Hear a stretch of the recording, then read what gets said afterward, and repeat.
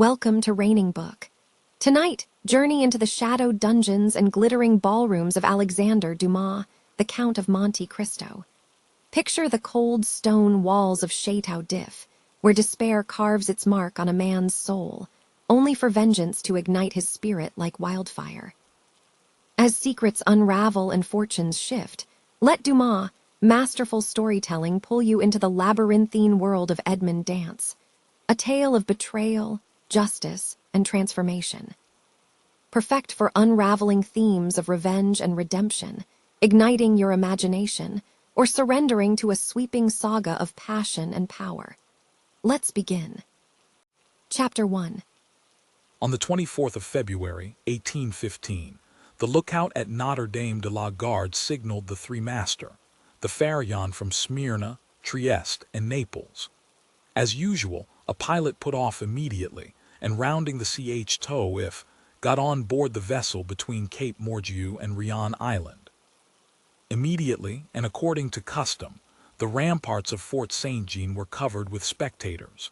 It is always an event at Marseille for a ship to come into port, especially when this ship, like the Faria, has been built, rigged, and laden at the old Fosse docks, and belongs to an owner of the city.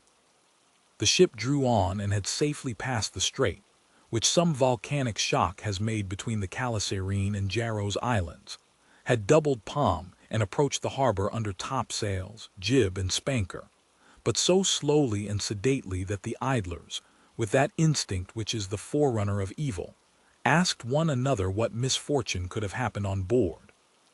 However, those experienced in navigation saw plainly that if any accident had occurred, it was not to the vessel herself, for she bore down with all the evidence of being skillfully handled, the anchor a cockbill, the jib-boom guys already eased off, and standing by the side of the pilot, who was steering the Faria towards the narrow entrance of the inner port, was a young man who, with activity and vigilant eye, watched every motion of the ship and repeated each direction of the pilot. The vague disquietude which prevailed among the spectators had so much affected one of the crowd that he did not await the arrival of the vessel in harbor, but jumping into a small skiff, desired to be pulled alongside the Faria, which he reached as she rounded into La Arserve Basin. When the young man on board saw this person approach, he left his station by the pilot, and hat in hand, leaned over the ship's bulwarks. He was a fine, tall, slim young fellow of 18 or 20, with black eyes, and hair as dark as a raven's wing, and his whole appearance bespoke that calmness and resolution peculiar to men accustomed from their cradle to contend with danger. "Ah, is it you, Dantès?" cried the man in the skiff. "What is the matter, and why have you such an air of sadness aboard?" "A great misfortune, immoral," replied the young man, "a great misfortune for me especially. Off Civita Vecchia we lost our brave Captain Leclerc." "And the cargo," inquired the owner eagerly, "is all safe, immoral, and I think you will be satisfied on that head." "But poor Captain Leclerc, what happened to him?" asked the owner with an air of considerable resignation. "What happened to the worthy captain? He died. Fell into the sea. No, sir, he died of brain fever in dreadful agony." Then turning to the crew, he said, "Bear a hand there to take in sail." All hands obeyed, and at once the 8 or 10 seamen who composed the crew sprang to their respective stations at the spanker brails and outhaul, topsail sheets and halyards, the jib downhaul, and the topsail clewlines and buntlines. The young sailor gave a look to see that his orders were promptly and accurately obeyed, and then turned again to the owner. "And how did this misfortune occur?" inquired the latter, resuming the interrupted conversation. "Alas, sir, in the most unexpected manner. After a long talk with the harbor master, Captain Leclerc left Naples greatly disturbed in mind. In 24 hours he was attacked by a fever, and died 3 days afterwards. We performed the usual burial service, and he is at his rest, sewn up in his hammock with a 36-pound shot at his head and his heels, off El Giglio Island. We bring to his widow his sword and cross of honor." "It was worthwhile truly," added the young man with a melancholy smile, to make war against the English for 10 years, and to die in his bed at last like everybody else. Why, you see, Edmond, replied the owner, who appeared more comforted at every moment, we are all mortal, and the old must make way for the young. If not, why, there would be no promotion, and since you assure me that the cargo is all safe and sound, Moral, take my word for it, and I advise you not to take 25,000 francs for the profits of the voyage. Then, as they were just passing the round tower, the young man shouted, "Stand by there to lower the topsails and jib, brail up the spanker." The order was executed as promptly as it would have been on board a man-o'-war. "Let go and clew up." At this last command all the sails were lowered, and the vessel moved almost imperceptibly onwards. "Now, if you will come on board, Moral," said Dantès, observing the owner's impatience, "here is your supercargo, Danglars coming out of his cabin, who will furnish you with every particular. As for me, I must look after the anchoring and dress the ship in mourning." The owner did not wait for a second invitation. He seized a rope which Dantès flung to him, and with an activity that would have done credit to a sailor, climbed up the side of the ship, while the young man, going to his task, left the conversation to Danglars, who now came towards the owner. He was a man of 25 or 26 years of age, of unprepossessing countenance, obsequious to his superiors, insolent to his subordinates, and this, in addition to his position as responsible agent on board, which is always obnoxious to the sailors, made him as much disliked by the crew as Edmond Dantès was beloved by them. "Well, Moral," said Danglars, "you have heard of the misfortune that has befallen us." "Yes, yes, poor Captain Leclerc.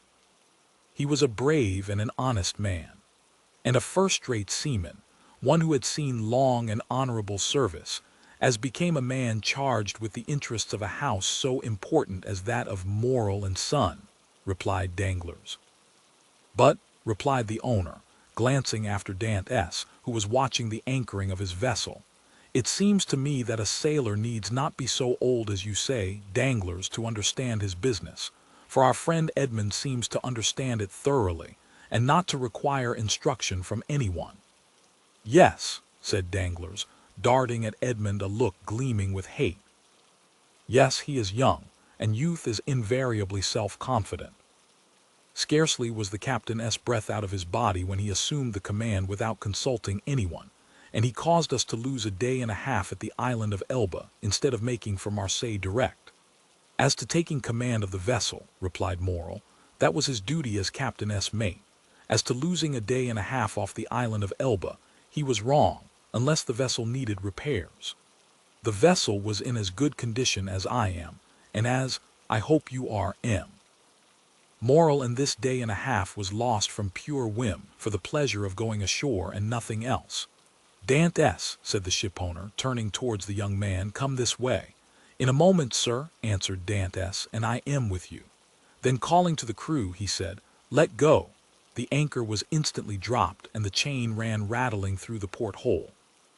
Dantès continued at his post in spite of the presence of the pilot until this man-over was completed, and then he added, "Half-mast the colors and square the yards." "You see," said Danglars, "he fancies himself captain already, upon my word." "And so, in fact, he is," said the owner.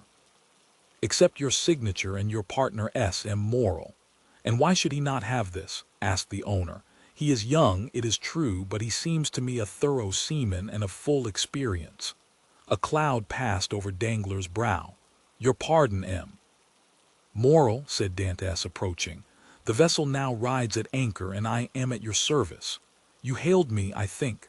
I wish to inquire why you stopped at the island of Elba." "I do not know, sir.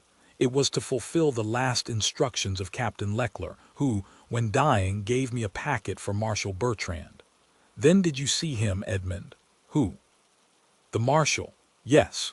Morel looked around him, and then, drawing Dantès on one side, he said suddenly, "And how is the Emperor?" "Very well, as far as I could judge from the sight of him." "You saw the Emperor, then?" "He entered the Marshal's apartment while I was there." "And you spoke to him?" Why, it was he who spoke to me, sir, said Dantès with a smile. And what did he say to you? Asked me questions about the vessel, the time she left Marseille, the course she had taken, and what was her cargo. I believe if she had not been laden and I had been her master, he would have bought her. But I told him I was only mate, and that she belonged to the firm of Morel and Son. Ah, yes, he said, I know them.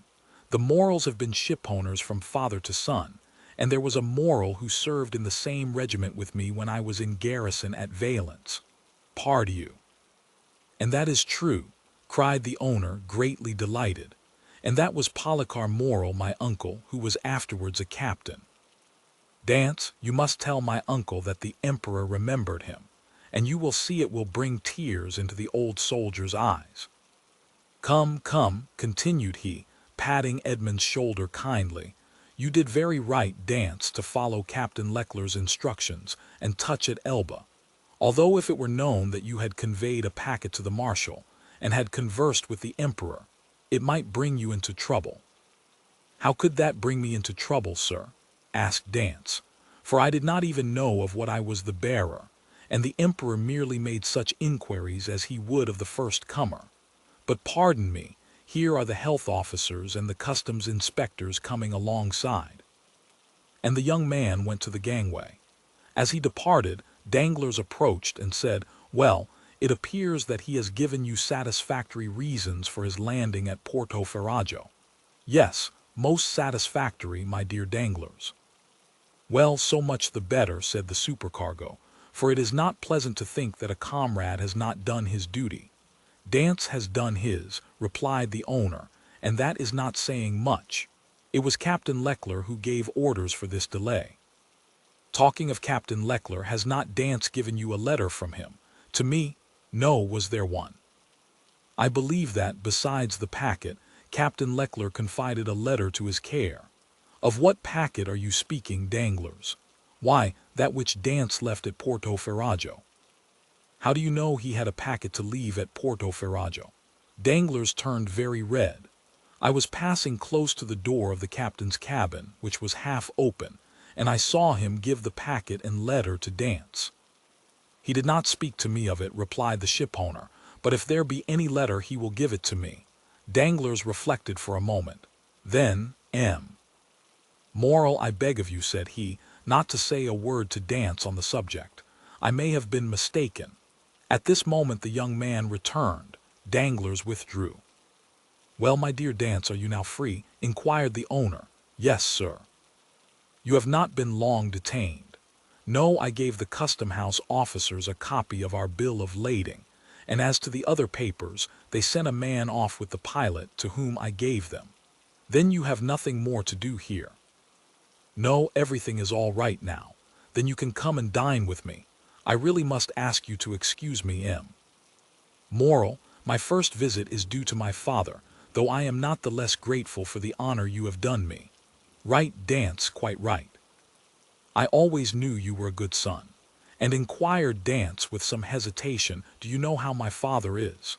Well, I believe, my dear Edmond, though I have not seen him lately.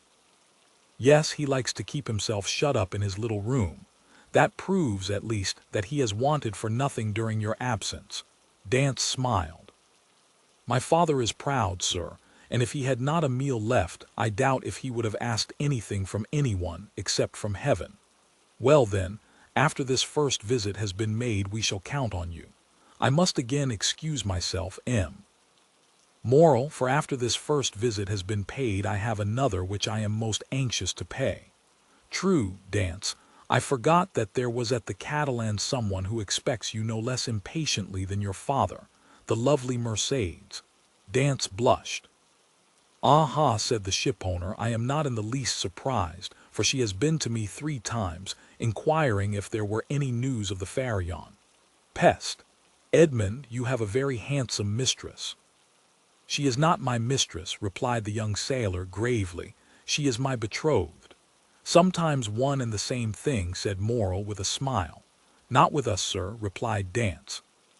Well, my dear Edmond, continued the owner, don't let me detain you. You have managed my affairs so well that I ought to allow you all the time you require for your own. Do you want any money? No, sir, I have all my pay to take, nearly 3 months' wages. You are a careful fellow, Edmond. Say I have a poor father, sir. Yes, yes, I know how good a son you are, so now hasten away to see your father. I have a son too, and I should be very wroth with those who detained him from me after a 3 months' voyage. Then I have your leave, sir. Yes, if you have nothing more to say to me. Nothing. Captain Leckler did not, before he died, give you a letter for me. He was unable to write, sir. But that reminds me that I must ask your leave of absence for some days. To get married. Yes, first, and then to go to Paris. Very good. Have what time you require, dance. It will take quite 6 weeks to unload the cargo, and we cannot get you ready for sea until 3 months after that.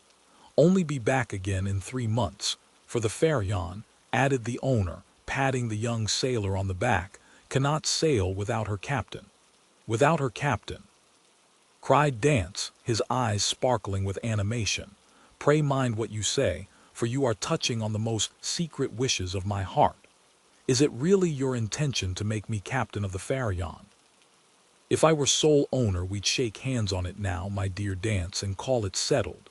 But I have a partner, and you know the Italian proverb chi ha compagno ha padrone, he who has a partner has a master.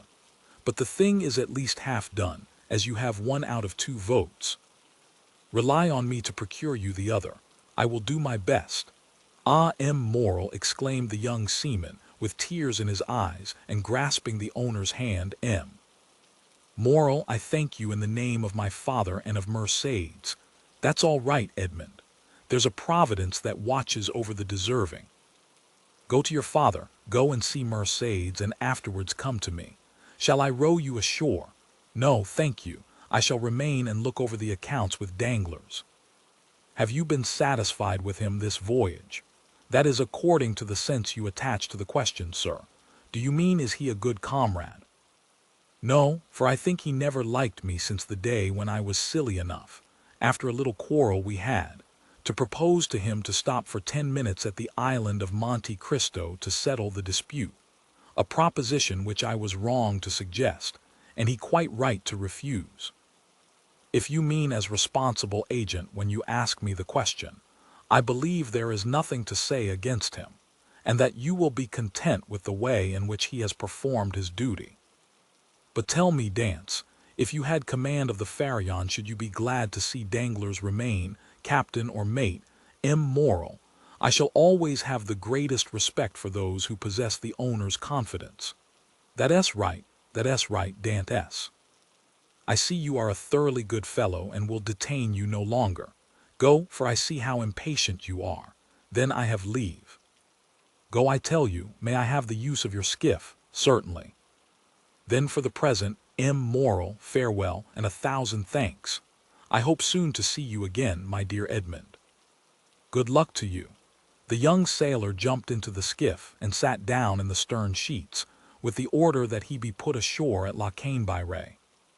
The 2 oarsmen bent to their work, and the little boat glided away as rapidly as possible in the midst of the 1,000 vessels, which choke up the narrow way which leads between the 2 rows of ships from the mouth of the harbor to the Quai d'Orléans.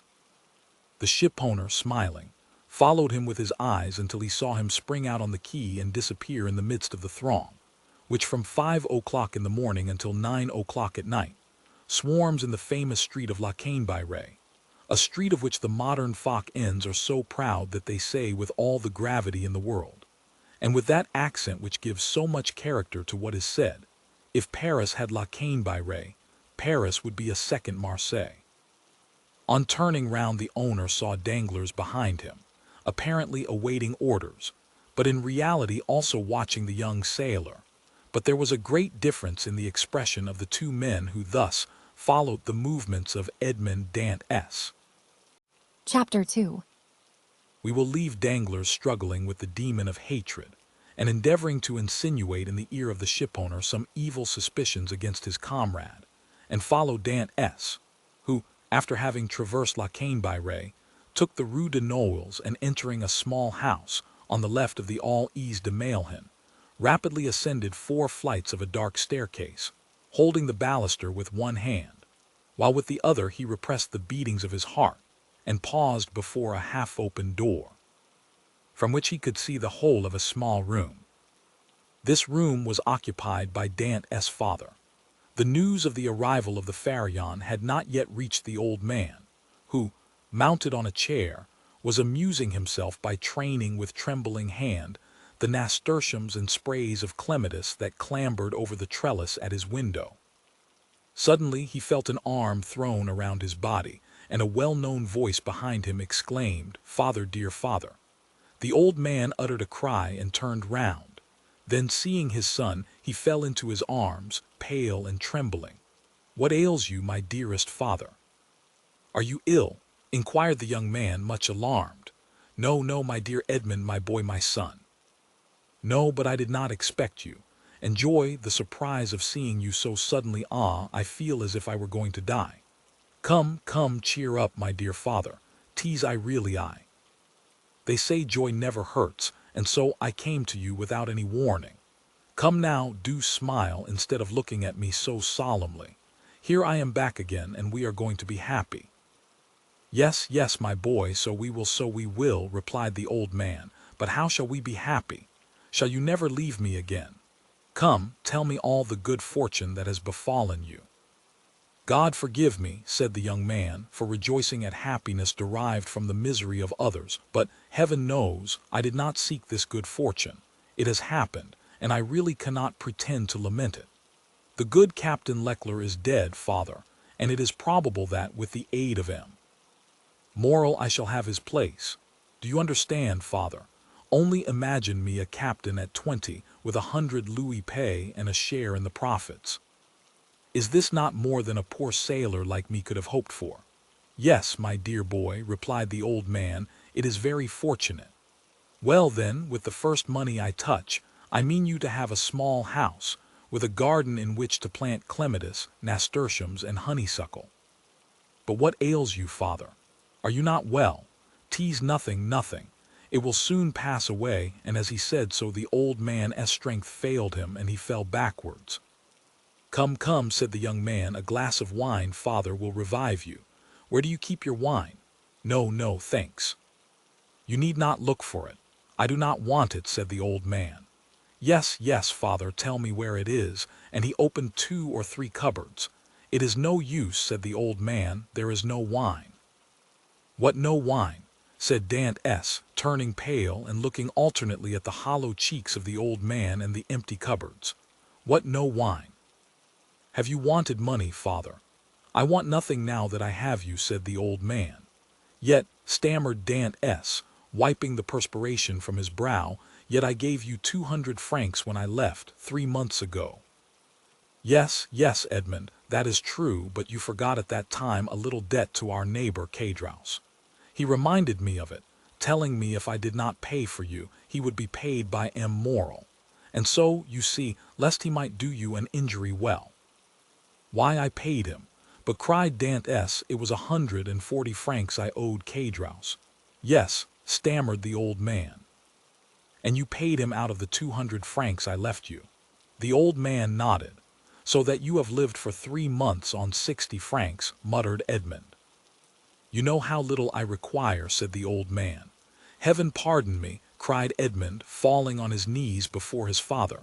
"What are you doing? You have wounded me to the heart." "Never mind it, for I see you once more," said the old man. "And now it's all over, everything is all right again." "Yes, here I am," said the young man, "with a promising future and a little money."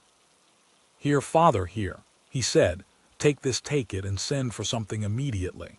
And he emptied his pockets on the table, the contents consisting of a dozen gold pieces, 5 or 6 5-franc pieces, and some smaller coin. The countenance of old Dantès brightened. "Whom does this belong to?" he inquired. "To me, to you, to us. Take it, buy some provisions, be happy, and tomorrow we shall have more." "Gently, gently," said the old man with a smile. "And by your leave I will use your purse moderately, for they would say, if they saw me buy too many things at a time, that I had been obliged to await your return in order to be able to purchase them. Do as you please, but first of all pray have a servant, father. I will not have you left alone so long. I have some smuggled coffee and most capital tobacco in a small chest in the hold, which you shall have tomorrow. But hush, here comes somebody. 'Tis Cadrouse, who has heard of your arrival, and no doubt comes to congratulate you on your fortunate return. Ah, lips that say one thing, while the heart thinks another, murmured Edmond. But never mind, he is a neighbor who has done us a service on a time, so he is welcome. As Edmond paused, the black and bearded head of Cadrouse appeared at the door. He was a man of 25 or 6, and held a piece of cloth, which, being a tailor, he was about to make into a coat lining. "What is it you, Edmond, back again?" said he, with a broad Marseillaise accent and a grin that displayed his ivory-white teeth. "Yes, as you see, neighbor Cadrouse, and ready to be agreeable to you in any and every way," replied Dantès, but ill concealing his coldness under this cloak of civility. Thanks, but fortunately I do not want for anything, and it chances that at times there are others who have need of me." Dantès made a gesture. "I do not allude to you, my boy." No, I lent you money and you returned it. That is like good neighbors, and we are quits." "We are never quits with those who oblige us," was Dantès' reply, "for when we do not owe them money, we owe them gratitude. What is the use of mentioning that? What is done is done. Let us talk of your happy return, my boy. I had gone on the quay to match a piece of mulberry cloth when I met friend Danglars. You at Marseille?" "Yes," says he. "I thought you were at Smyrna." "I was, but am now back again." "And where is the dear boy, our little Edmond?" "Why, with his father, no doubt," replied Danglars. "And so I came," added Cadrouse, "as fast as I could to have the pleasure of shaking hands with a friend." "Worthy Cadrouse," said the old man, "he is so much attached to us." "Yes, to be sure I am." "I love and esteem you, because honest folks are so rare. But it seems you have come back rich, my boy," continued the tailor, looking askance at the handful of gold and silver which Dantès had thrown on the table. The young man remarked the greedy glance which shone in the dark eyes of his neighbor. He said, negligently, "this money is not mine. I was expressing to my father my fears that he had wanted many things in my absence, and to convince me, he emptied his purse on the table."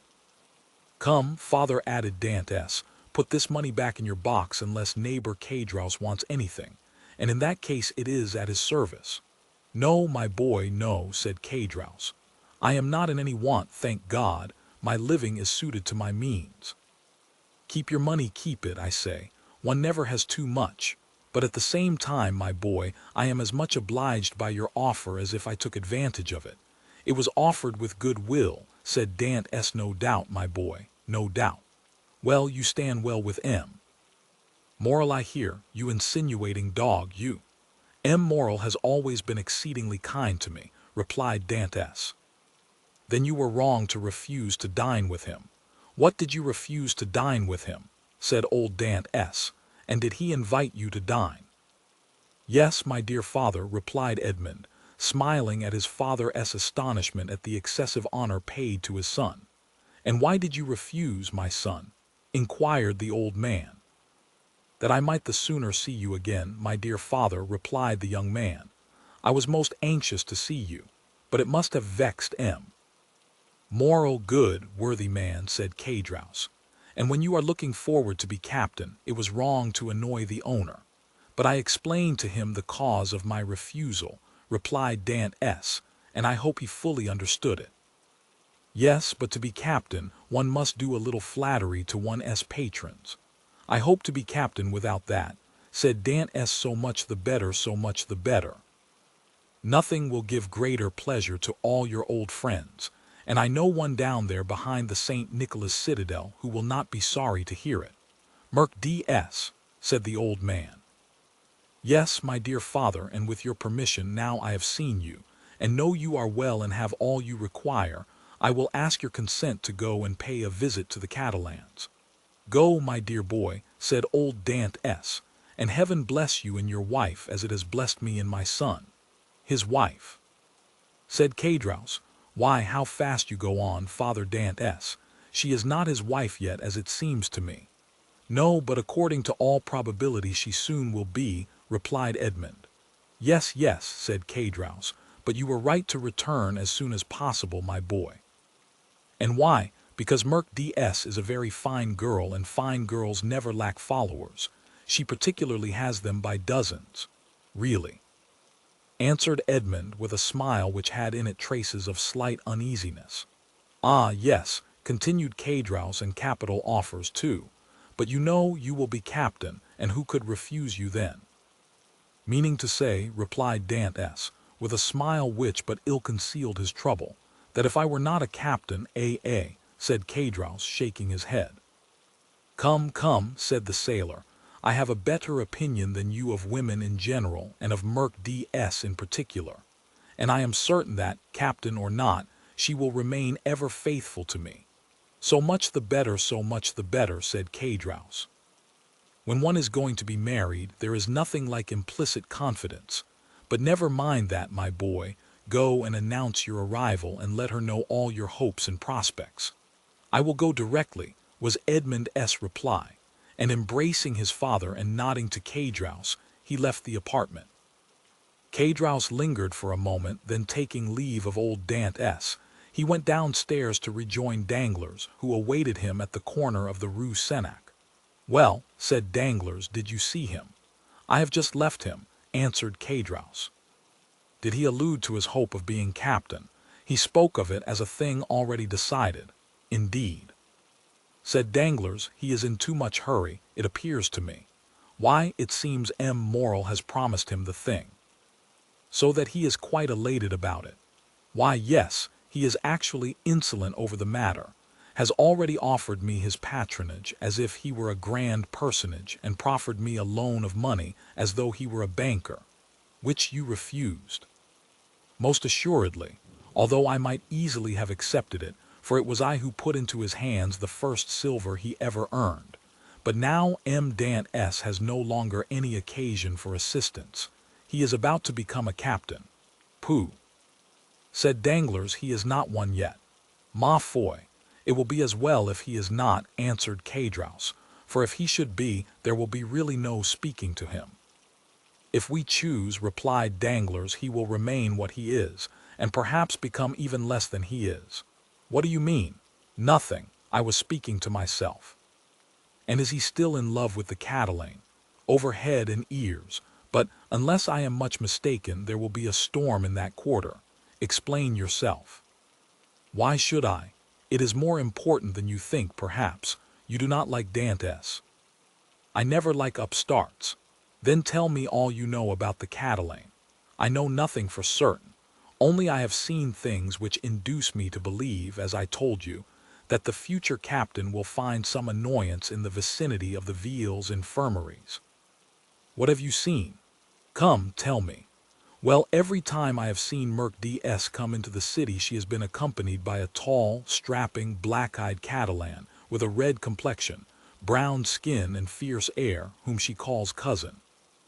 Really? And you think this cousin pays her attentions? I only suppose so. What else can a strapping chap of 21 mean with a fine wench of 17? And you say that Dantès has gone to the Catalans. He went before I came down. Let us go the same way. We will stop at La Arserve, and we can drink a glass of La Malgue whilst we wait for news. Come along, said Cédras, but you pay the score. Of course, replied Danglars, and going quickly to the designated place, they called for a bottle of wine and 2 glasses. Père Pamphile had seen Dantès pass not 10 minutes before, and assured that he was at the Catalans, they sat down under the budding foliage of the planes and sycamores, in the branches of which the birds were singing their welcome to one of the first days of spring. Chapter 3. Beyond a bare, weather-worn wall, about 100 paces from the spot where the 2 friends sat looking and listening as they drank their wine, was the village of the Catalans. Long ago this mysterious colony quitted Spain, and settled on the tongue of land on which it is to this day. Whence it came no one knew, and it spoke an unknown tongue. One of its chiefs, who understood Provençal, begged the commune of Marseille to give them this bare and barren promontory, where, like the sailors of old, they had run their boats ashore. The request was granted, and 3 months afterwards, around the 12 or 15 small vessels which had brought these gypsies of the sea, a small village sprang up. This village, constructed in a singular and picturesque manner, half Moorish, half Spanish, still remains, and is inhabited by descendants of the first comers, who speak the language of their fathers. For 3 or 4 centuries they have remained upon this small promontory, on which they had settled like a flight of seabirds, without mixing with the Marseillaise population, intermarrying and preserving their original customs and the costume of their mother country as they have preserved its language. Our readers will follow us along the only street of this little village, and enter with us one of the houses, which is sunburned to the beautiful dead leaf color peculiar to the buildings of the country, and within coated with whitewash, like a Spanish posada. A young and beautiful girl, with hair as black as jet, her eyes as velvety as the gazelle S, was leaning with her back against the wainscot, rubbing in her slender, delicately molded fingers a bunch of heath blossoms, the flowers of which she was picking off and strewing on the floor. Her arms, bare to the elbow, brown and modeled after those of the Arlesian Venus, moved with a kind of restless impatience, and she tapped the earth with her arched and supple foot, so as to display the pure and full shape of her well-turned leg in its red cotton, gray and blue clocked stocking. At 3 paces from her, seated in a chair which he balanced on 2 legs, leaning his elbow on an old worm-eaten table, was a tall young man of 20 or 22, who was looking at her with an air in which vexation and uneasiness were mingled. He questioned her with his eyes, but the firm and steady gaze of the young girl controlled his look. "You see, Merc DS," said the young man, "here is Easter come round again. Tell me, is this the moment for a wedding? I have answered you 100 times, Fernand, and really you must be very stupid to ask me again. Well, repeat it, I beg of you, that I may at last believe it. Tell me for the 100th time that you refuse my love, which had your mother's sanction. Make me understand once for all that you are trifling with my happiness, that my life or death are nothing to you. Ah, to have dreamed for 10 years of being your husband, Merc DS, and to lose that hope, which was the only stay of my existence. At least it was not I who ever encouraged you in that hope, Fernand," replied Merc DS. "You cannot reproach me with the slightest coquetry. I have always said to you, I love you as a brother, but do not ask from me more than sisterly affection, for my heart is another S. Is not this true, Fernand?" "Yes, that is very true, Merc DS," replied the young man. "Yes, you have been cruelly frank with me, but do you forget that it is among the Catalans a sacred law to intermarry? You mistake, Fernand. It is not a law but merely a custom, and I pray of you, do not cite this custom in your favor. You are included in the conscription, Fernand, and are only at liberty on sufferance, liable at any moment to be called upon to take up arms. Once a soldier, what would you do with me? A poor orphan, forlorn, without fortune, with nothing but a half-ruined hut and a few ragged nets, the miserable inheritance left by my father to my mother, and by my mother to me. She has been dead a year, and you know, Fernand, I have subsisted almost entirely on public charity. Sometimes you pretend I am useful to you, and that is an excuse to share with me the produce of your fishing, and I accept it, Fernand, because you are the son of my father's brother, because we were brought up together, and still more because it would give you so much pain if I refuse. But I feel very deeply that this fish which I go and sell, and with the produce of which I buy the flax I spin, I feel very keenly, Fernand, that this is charity. And if it were, Merc DS, poor and lone as you are, you suit me as well as the daughter of the first shipowner or the richest banker of Marseille. What do such as we desire but a good wife and careful housekeeper, and where can I look for these better than in you? Fernand, answered Merc DS, shaking her head. A woman becomes a bad manager, and who shall say she will remain an honest woman when she loves another man better than her husband? Rest content with my friendship, for I say once more that is all I can promise, and I will promise no more than I can bestow. I understand, replied Fernand. You can endure your own wretchedness patiently, but you are afraid to share mine. Well, Merc DS, beloved by you, I would tempt fortune. You would bring me good luck, and I should become rich. I could extend my occupation as a fisherman, might get a place as clerk in a warehouse, and become in time a dealer myself. You could do no such thing, Fernand. You are a soldier, and if you remain at the Catalans it is because there is no war, so remain a fisherman and contented with my friendship, as I cannot give you more. Well, I will do better, Merc DS. I will be a sailor. Instead of the costume of our fathers which you despise, I will wear a varnished hat, a striped shirt, and a blue jacket with an anchor on the buttons. Would not that dress please you? What do you mean? Asked Merc DS with an angry glance. What do you mean? I do not understand you. I mean, Merc DS, that you are thus harsh and cruel with me because you are expecting someone who is thus attired. But perhaps he whom you await is inconstant, or if he is not, the sea is so to him. Fernand, cried Merc DS, I believed you were good-hearted and I was mistaken. Fernand, you are wicked to call to your aid jealousy and the anger of God. Yes, I will not deny it, I do await, and I do love him of whom you speak.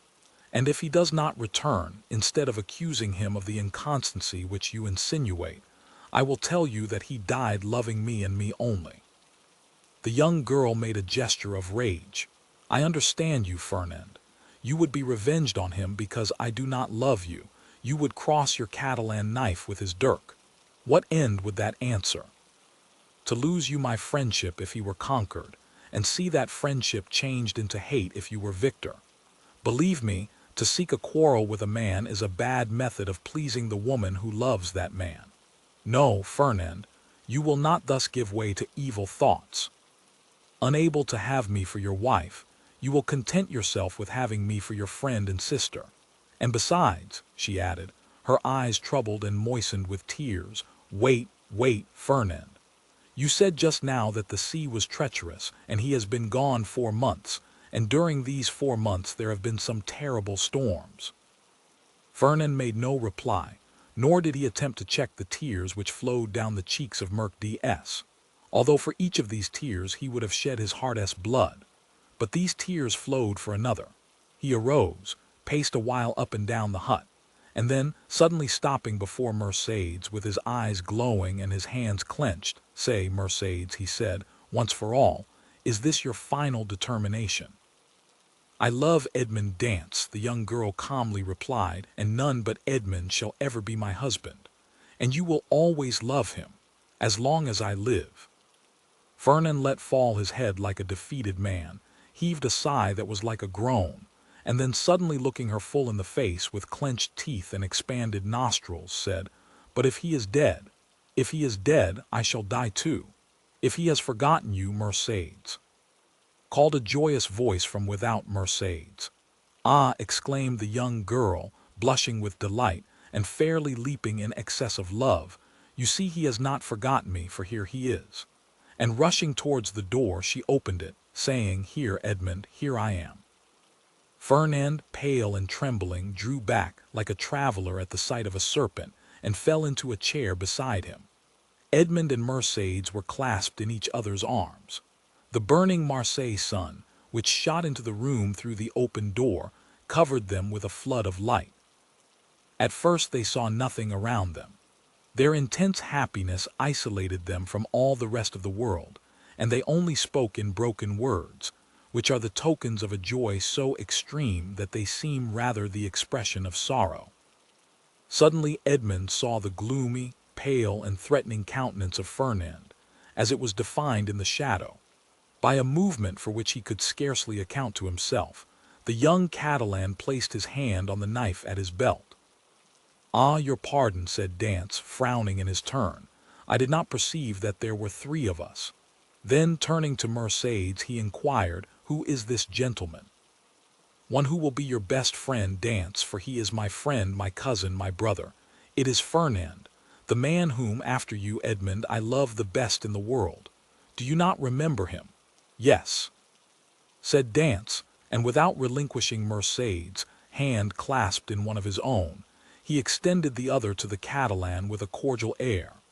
But Fernand, instead of responding to this amiable gesture, remained mute and trembling. Edmond then cast his eyes scrutinizingly at the agitated and embarrassed Mercédès, and then again on the gloomy and menacing Fernand. This look told him all, and his anger waxed hot. "I did not know, when I came with such haste to you, that I was to meet an enemy here." "An enemy?" cried Mercédès with an angry look at her cousin. "An enemy in my house, do you say, Edmond? If I believed that, I would place my arm under yours and go with you to Marseille, leaving the house to return to it no more." Fernand's eye darted lightning. "And should any misfortune occur to you, dear Edmond," she continued with the same calmness which proved to Fernand that the young girl had read the very innermost depths of his sinister thought, "if misfortune should occur to you, I would ascend the highest point of the Cape de Morgiou and cast myself headlong from it." Fernand became deadly pale. "But you are deceived, Edmond," she continued. "You have no enemy here. There is no one but Fernand, my brother, who will grasp your hand as a devoted friend." And at these words the young girl fixed her imperious look on the Catalan, who, as if fascinated by it, came slowly towards Edmond and offered him his hand. His hatred, like a powerless though furious wave, was broken against the strong ascendancy which Mercédès exercised over him. Scarcely, however, had he touched Edmond's hand when he felt he had done all he could do and rushed hastily out of the house. "Oh," he exclaimed, running furiously and tearing his hair, "oh, who will deliver me from this man? Wretched, wretched that I am!" "Hallo, Catalan, hallo, Fernand, where are you running to?" exclaimed a voice. The young man stopped suddenly, looked around him, and perceived Caudrous sitting at table with Danglars under an arbor. "Well," said Caudrous, "why don't you come? Are you really in such a hurry that you have no time to pass the time of day with your friends, particularly when they have still a full bottle before them?" added Danglars. Fernand looked at them both with a stupefied air, but did not say a word. "He seems besotted," said Danglars, pushing Caudrous with his knee. "Are we mistaken, and is Dantès triumphant in spite of all we have believed?" "Why, we must inquire into that," was Caudrous's reply, and turning towards the young man, said, "Well, Catalan, can't you make up your mind?" Fernand wiped away the perspiration steaming from his brow, and slowly entered the arbor, whose shade seemed to restore somewhat of calmness to his senses, and whose coolness somewhat of refreshment to his exhausted body. "Good day," said he. "You called me, didn't you?" And he fell, rather than sat down, on one of the seats which surrounded the table. "I called you because you were running like a madman, and I was afraid you would throw yourself into the sea," said Caudrous, laughing. "Why, when a man has friends, they are not only to offer him a glass of wine, but, moreover, to prevent his swallowing 3 or 4 pints of water unnecessarily." Fernand gave a groan, which resembled a sob, and dropped his head into his hands, his elbows leaning on the table. "Well, Fernand, I must say," said Caudrous, beginning the conversation, with that brutality of the common people in which curiosity destroys all diplomacy, "you look uncommonly like a rejected lover," and he burst into a hoarse laugh. "Bah!" said Danglars, "a lad of his make was not born to be unhappy in love. You are laughing at him, Caudrous." "No," he replied, "only hark how he sighs." "Come, come, Fernand," said Caudrous, "hold up your head and answer us. It's not polite not to reply to friends who ask news of your health." "My health is well enough," said Fernand, clenching his hands without raising his head. "Ah, you see, Danglars," said Caudrous, winking at his friend, "this is how it is. Fernand, whom you see here, is a good and brave Catalan, one of the best fishermen in Marseille, and he is in love with a very fine girl named Mercedes. But it appears, unfortunately, that the fine girl is in love with the mate of the Pharaon. And as the Pharaon arrived today, why, you understand. No, I do not understand, said Danglars. Poor Fernand has been dismissed, continued Caedros. Well, and what then? Said Fernand, lifting up his head and looking at Caedros like a man who looks for someone on whom to vent his anger. Mercedes is not accountable to any person, is she? Is she not free to love whomsoever she will? Oh, if you take it in that sense, said Caedros, it is another thing. But I thought you were a Catalan, and they told me the Catalans were not men to allow themselves to be supplanted by a rival. It was even told me that Fernand, especially, was terrible in his vengeance. Fernand smiled piteously. A lover is never terrible, he said. Poor fellow, remarked Danglars, affecting to pity the young man from the bottom of his heart.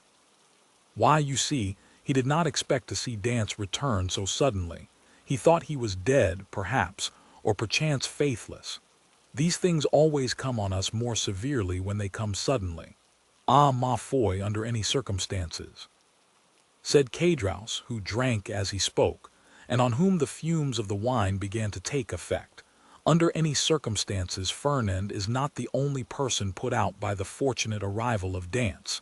Is he, Danglars? No, you are right, and I should say that would bring him ill luck. Well, never mind, answered Caedros, pouring out a glass of wine for Fernand, and filling his own for the 8th or 9th time, while Danglars had merely sipped his. Never mind, in the meantime he marries Merc D.S., the lovely Merc D.S., at least he returns to do that. During this time Danglars fixed his piercing glance on the young man, on whose heart Caedros' words fell like molten lead. And when is the wedding to be? He asked. Oh, it is not yet fixed, murmured Fernand. No, but it will be, said Caedros, as surely as Dantès will be captain of the Pharaon A. Danglars. Danglars shuddered at this unexpected attack, and turned to Caedros, whose countenance he scrutinized, to try and detect whether the blow was premeditated. But he read nothing but envy in a countenance already rendered brutal and stupid by drunkenness. Well, said he, filling the glasses, let us drink to Captain Edmond Dantès, husband of the beautiful Catalane. Caedros raised his glass to his mouth with unsteady hand, and swallowed the contents at a gulp. Fernand dashed his on the ground. Stammered Caedros. What do I see down there by the wall in the direction of the Catalans? Look, Fernand, your eyes are better than mine. I believe I see double. You know wine is a deceiver, but I should say it was two lovers walking side by side and hand in hand. Heaven forgive me, they do not know that we can see them, and they are actually embracing. Danglars did not lose one pang that Fernand endured. Do you know them, Fernand? He said, yes, was the reply in a low voice. It is Edmond and Merc D.S. Ah, see there now, said Caedros, and I did not recognize them. Hallo, Dantès. Hello, lovely damsel. Come this way and let us know when the wedding is to be, for Fernand here is so obstinate he will not tell us. Hold your tongue, will you? Said Danglars, pretending to restrain Caedros, who, with the tenacity of drunkards, leaned out of the arbor. Try to stand upright and let the lovers make love without interruption. See, look at Fernand and follow his example. He is well behaved. Fernand, probably excited beyond bearing, pricked by Danglars as the bull is by the bandoleros, was about to rush out, for he had risen from his seat and seemed to be collecting himself to dash headlong upon his rival, when Merc D.S., smiling and graceful, lifted up her lovely head and looked at them with her clear and bright eyes. At this Fernand recollected her threat of dying if Edmond died, and dropped again heavily on his seat. Danglars looked at the two men, one after the other, the one brutalized by liquor, the other overwhelmed with love. I shall get nothing from these fools, he muttered, and I am very much afraid of being here between a drunkard and a coward. Here's an envious fellow making himself boozy on wine when he ought to be nursing his wrath. And here is a fool who sees the woman he loves stolen from under his nose and takes on like a big baby. Yet this Catalan has eyes that glisten like those of the vengeful Spaniards, Sicilians, and Calabrians, and the other has fists big enough to crush an ox at one blow. Unquestionably, Edmond Star is in the ascendant, and he will marry the splendid girl he will be captain to and laugh at us all, unless a sinister smile passed over Danglars' lips, unless I take a hand in the affair, he added. Hallo, continued Caedros, half rising and with his fist on the table. Hallo, Edmond. Do you not see your friends, or are you too proud to speak to them? No, my dear fellow, replied Dantès, I am not proud, but I am happy, and happiness blinds, I think, more than pride. Ah, very well, that is an explanation, said Caedros. How do you do, Madame Dantès? Merc D.S. courtesied gravely, and said, that is not my name, and in my country it bodes ill fortune, they say, to call a young girl by the name of her betrothed before he becomes her husband. So call me Merc D.S., if you please. We must excuse our worthy neighbor, Caedros, said Dantès. He is so easily mistaken. So then the wedding is to take place immediately. M. Dantès, said Danglars, bowing to the young couple. As soon as possible, M. Danglars. Today all preliminaries will be arranged at my father S., and tomorrow, or next day at latest, the wedding festival here at La Arserve. My friends will be there, I hope. That is to say, you are invited, M. Danglars, and you, Caedros. And Fernand, said Caedros with a chuckle. Fernand, too, is invited. My wife's brother is my brother, said Edmond. And we, Merc D.S. and I, should be very sorry if he were absent at such a time. Fernand opened his mouth to reply, but his voice died on his lips, and he could not utter a word. Today the preliminaries, tomorrow or next day the ceremony. You are in a hurry, Captain. Danglars, said Edmond, smiling, I will say to you as Merc D.S. said just now to Caedros, do not give me a title which does not belong to me. That may bring me bad luck. Your pardon, replied Danglars, I merely said you seemed in a hurry, and we have lots of time. The Faria cannot be underway again in less than 3 months. We are always in a hurry to be happy, M. Danglars, for when we have suffered a long time, we have great difficulty in believing in good fortune. But it is not selfishness alone that makes me thus in haste. I must go to Paris. Ah, really? To Paris? And will it be the first time you have ever been there, Dantès? Yes. Have you business there? Not of my own, the last commission of poor Captain Leclerc. You know to what I allude, Danglars, it is sacred. Besides, I shall only take the time to go and return. Yes, yes, I understand, said Danglars, and then in a low tone he added, to Paris, no doubt to deliver the letter which the Grand Marshal gave him. Ah, this letter gives me an idea, a capital idea. Ah, Dantès, my friend, you are not yet registered number 1 on board the good ship Faria. Then turning towards Edmond, who was walking away, a pleasant journey, he cried. Thank you, said Edmond with a friendly nod, and the two lovers continued on their way, as calm and joyous as if they were the very elect of heaven. Chapter 4. Danglars followed Edmond and Mercédès with his eyes until the two lovers disappeared behind one of the angles of Fort St. Nicholas. Then, turning round, he perceived Fernand, who had fallen, pale and trembling, into his chair, while Caedros stammered out the words of a drinking song. Well, my dear sir, said Danglars to Fernand, here is a marriage which does not appear to make everybody happy. It drives me to despair, said Fernand. Do you then love Mercédès? I adore her, for as long as I have known her always. And you sit there tearing your hair instead of seeking to remedy your condition. I did not think that was the way of your people. What would you have me do? Said Fernand. How do I know? Is it my affair? I am not in love with Mademoiselle Mercédès, but for you, in the words of the gospel, seek and you shall find. I have found already. What? I would stab the man, but the woman told me that if any misfortune happened to her betrothed, she would kill herself. Pooh! Women say those things but never do them. You do not know Mercedes what she threatens she will do. Idiot, muttered Danglars. Whether she kill herself or not, what matter, provided Dance is not captain? Before Mercedes should die, replied Fernand with the accents of unshaken resolution, I would die myself. That's what I call love, said Caedros with a voice more tipsy than ever. That's love, or I don't know what love is. Come, said Danglars, you appear to me a good sort of fellow, and hang me, I should like to help you, but— Yes, said Caedros, but how? My dear fellow, replied Danglars, you are 3 parts drunk. Finish the bottle and you will be completely so. Drink then, and do not meddle with what we are discussing, for that requires all one's wit and cool judgment. I drunk, said Caedros. Well, that's a good one. I could drink 4 more such bottles. They are no bigger than cologne flasks. Pierre Pamphile more wine, and Caedros rattled his glass upon the table. You were saying, sir, said Fernand, awaiting with great anxiety the end of this interrupted remark. What was I saying? I forget. This drunken Caedros has made me lose the thread of my sentence. Drunk, if you like. So much the worse for those who fear wine, for it is because they have bad thoughts which they are afraid the liquor will extract from their hearts.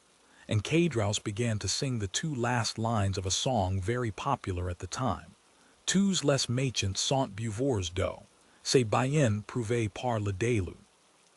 You said, sir, you would like to help me, but— Yes, but I added to help you it would be sufficient that Dance did not marry her you love, and the marriage may easily be thwarted, methinks, and yet Dance need not die. Death alone can separate them, remarked Fernand. You talk like a noodle, my friend, said Caedros. And here is Danglars, who is a wide-awake, clever, deep fellow who will prove to you that you are wrong. Prove it, Danglars. I have answered for you. Say there is no need why Dance should die. It would indeed be a pity he should. Dance is a good fellow. I like Dance. Dance, your health. Fernand rose impatiently. Let him run on, said Danglars, restraining the young man. Drunk as he is not much out in what he says. Absence severs as well as death, and if the walls of a prison were between Edmond and Mercedes, they would be as effectually separated as if he lay under a tombstone.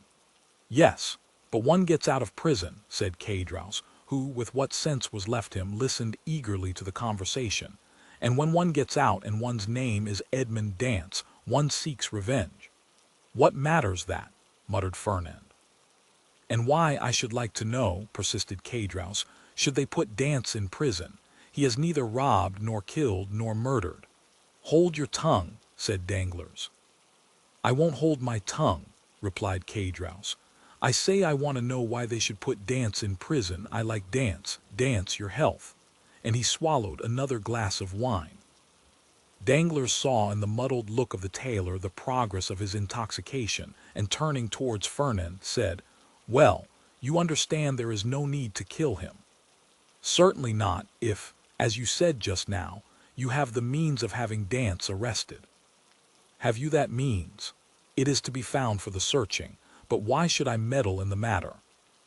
It is no affair of mine. I know not why you meddle, said Fernand, seizing his arm. But this I know, you have some motive of personal hatred against Dantès, for he who himself hates is never mistaken in the sentiments of others. Motives of hatred against Dantès? None, on my word. I saw you were unhappy, and your unhappiness interested me, that's all. But since you believe I act for my own account, adieu, my dear friend, get out of the affair as best you may. And Danglars rose as if he meant to depart. No, no, said Fernand, restraining him, stay. It is of very little consequence to me at the end of the matter whether you have any angry feeling or not against Dantès. I hate him. I confess it openly. Do you find the means? I will execute it, provided it is not to kill the man, for Mercedes has declared she will kill herself if Dantès is killed. Caedros, who had let his head drop on the table, now raised it, and looking at Fernand with his dull and fishy eyes, he said, Kill Dantès.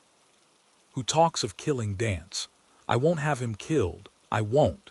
He's my friend, and this morning offered to share his money with me as I shared mine with him. I won't have Dance killed, I won't. And who has said a word about killing him, Muddlehead? Replied Danglars. We were merely joking. Drink to his health, he added, filling Cadrouse's glass, and do not interfere with us. Yes, yes, Dance good health, said Cadrouse, emptying his glass. Here's to his health, hurrah. But the means, said Fernand. Have you not hit upon any? Asked Danglars. No, you undertook to do so. True, replied Danglars.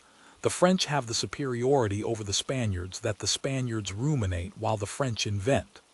Do you invent, then? Said Fernand impatiently. Waiter, said Danglars, pen, ink, and paper. Pen, ink, and paper, muttered Fernand. Yes, I am a supercargo. Pen, ink, and paper are my tools, and without my tools I am fit for nothing. Pen, ink, and paper, then, called Fernand loudly. There's what you want on that table, said the waiter. Bring them here. The waiter did as he was desired. When one thinks, said Cadrouse, letting his hand drop on the paper, there is here wherewithal to kill a man more sure than if we waited at the corner of a wood to assassinate him. I have always had more dread of a pen, a bottle of ink, and a sheet of paper than of a sword or pistol. The fellow is not so drunk as he appears to be, said Danglars. Give him some more wine, Fernand. Fernand filled Cadrouse's glass, who, like the confirmed toper he was, lifted his hand from the paper and seized the glass. The Catalan watched him until Cadrouse, almost overcome by this fresh assault on his senses, rested, or rather dropped, his glass upon the table. Well, resumed the Catalan, as he saw the final glimmer of Cadrouse's reason vanishing before the last glass of wine. Well then, I should say, for instance, resumed Danglars, that if after a voyage such as Dance has just made, in which he touched at the island of Elba, someone were to denounce him to the king's procureur as a Bonapartist agent. I will denounce him, exclaimed the young man hastily. Yes, but they will make you then sign your declaration, and confront you with him you have denounced. I will supply you with the means of supporting your accusation, for I know the fact well. But Dantès cannot remain forever in prison, and one day or other he will leave it, and the day when he comes out, woe betide him who was the cause of his incarceration. Oh, I should wish nothing better than that he would come and seek a quarrel with me. Yes, and Merc D.S., who will detest you if you have only the misfortune to scratch the skin of her dearly beloved Edmond. True, said Fernand. No, no, continued Danglars. If we resolve on such a step, it would be much better to take, as I now do, this pen, dip it into this ink, and write with the left hand, that the writing may not be recognized, the denunciation we propose. And Danglars, uniting practice with theory, wrote with his left hand, and in a writing reversed from his usual style, and totally unlike it, the following lines which he handed to Fernand, and which Fernand read in an undertone. The Honorable, the King's Attorney, is informed by a friend of the throne and religion that one Edmond Dantès, mate of the ship Faria, arrived this morning from Smyrna, after having touched at Naples and Porto Ferrajo, has been entrusted by Murat with a letter for the usurper, and by the usurper with a letter for the Bonapartist committee in Paris.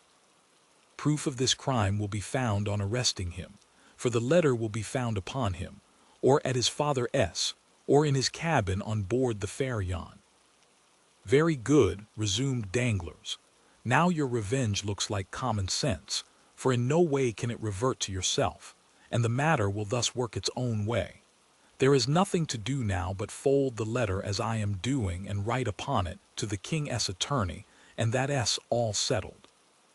And Danglars wrote the address as he spoke. Yes, and that S all settled, exclaimed Cadrouse, who, by a last effort of intellect, had followed the reading of the letter, and instinctively comprehended all the misery which such a denunciation must entail. Yes, and that S all settled, only it will be an infamous shame, and he stretched out his hand to reach the letter. Yes, said Danglars, taking it from beyond his reach, and as what I say and do is merely in jest, and I, amongst the first and foremost, should be sorry if anything happened to Dantès, the worthy Dantès. Look here. and taking the letter, he squeezed it up in his hands and threw it into a corner of the arbor. "All right," said K-Drouse. "Dantès is my friend, and I won't have him ill-used. And who thinks of using him ill?" "Certainly neither I nor Fernand," said Danglars, rising and looking at the young man, who still remained seated, but whose eye was fixed on the denunciatory sheet of paper flung into the corner. "In this case," replied K-Drouse, "let us have some more wine. I wish to drink to the health of Edmond and the lovely Merc D.S. You have had too much already, drunkard," said Danglars, "and if you continue, you will be compelled to sleep here, because unable to stand on your legs." "I," said K-Drouse, rising with all the offended dignity of a drunken man, "I can keep on my legs. Why, I'll wager I can go up into the belfry of the Écoules, and without staggering too." "Done," said Danglars, "I'll take your bet, but today it is time to return. Give me your arm and let us go."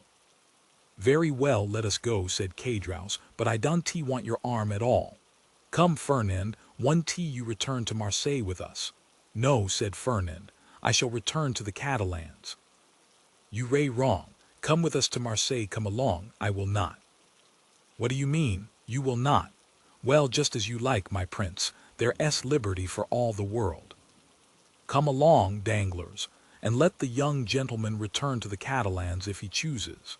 Danglars took advantage of K-Drouse's temper at the moment to take him off towards Marseille by the Porte Saint-Victor, staggering as he went.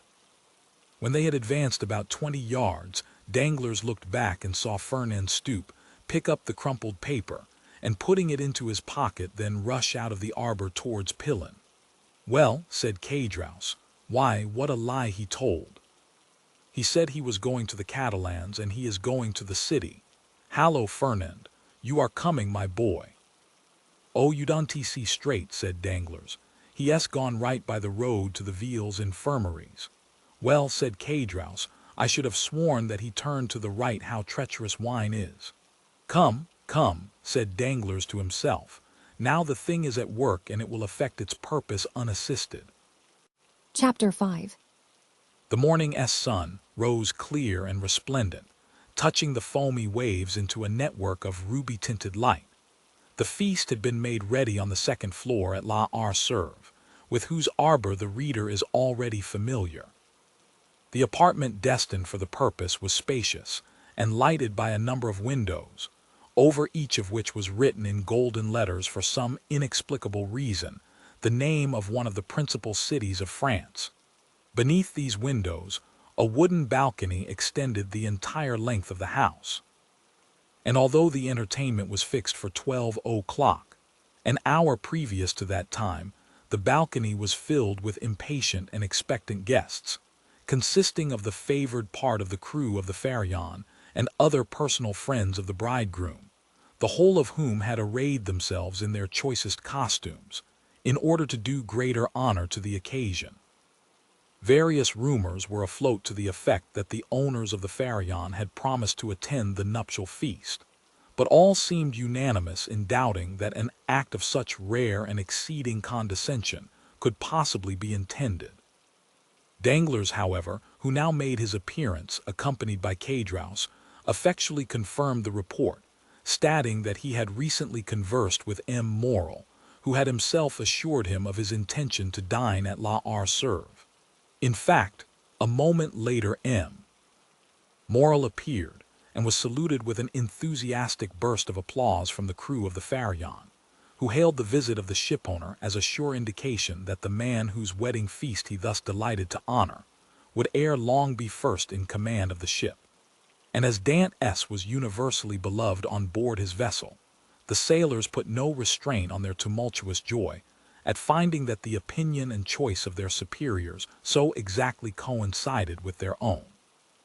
With the entrance of M. Morel, Danglars and K-Drouse were dispatched in search of the bridegroom to convey to him the intelligence of the arrival of the important personage, whose coming had created such a lively sensation, and to beseech him to make haste.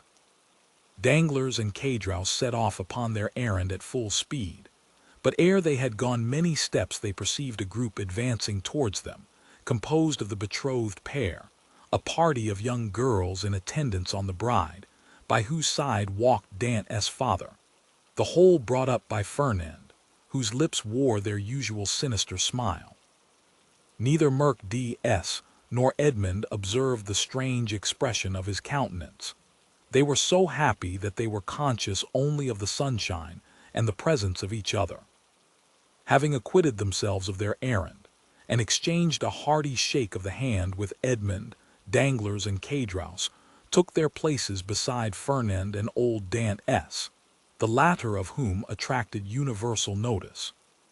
The old man was attired in a suit of glistening watered silk, trimmed with steel buttons, beautifully cut and polished. His thin but wiry legs were arrayed in a pair of richly embroidered clock stockings, evidently of English manufacture, while from his three-cornered hat depended a long streaming knot of white and blue ribbons.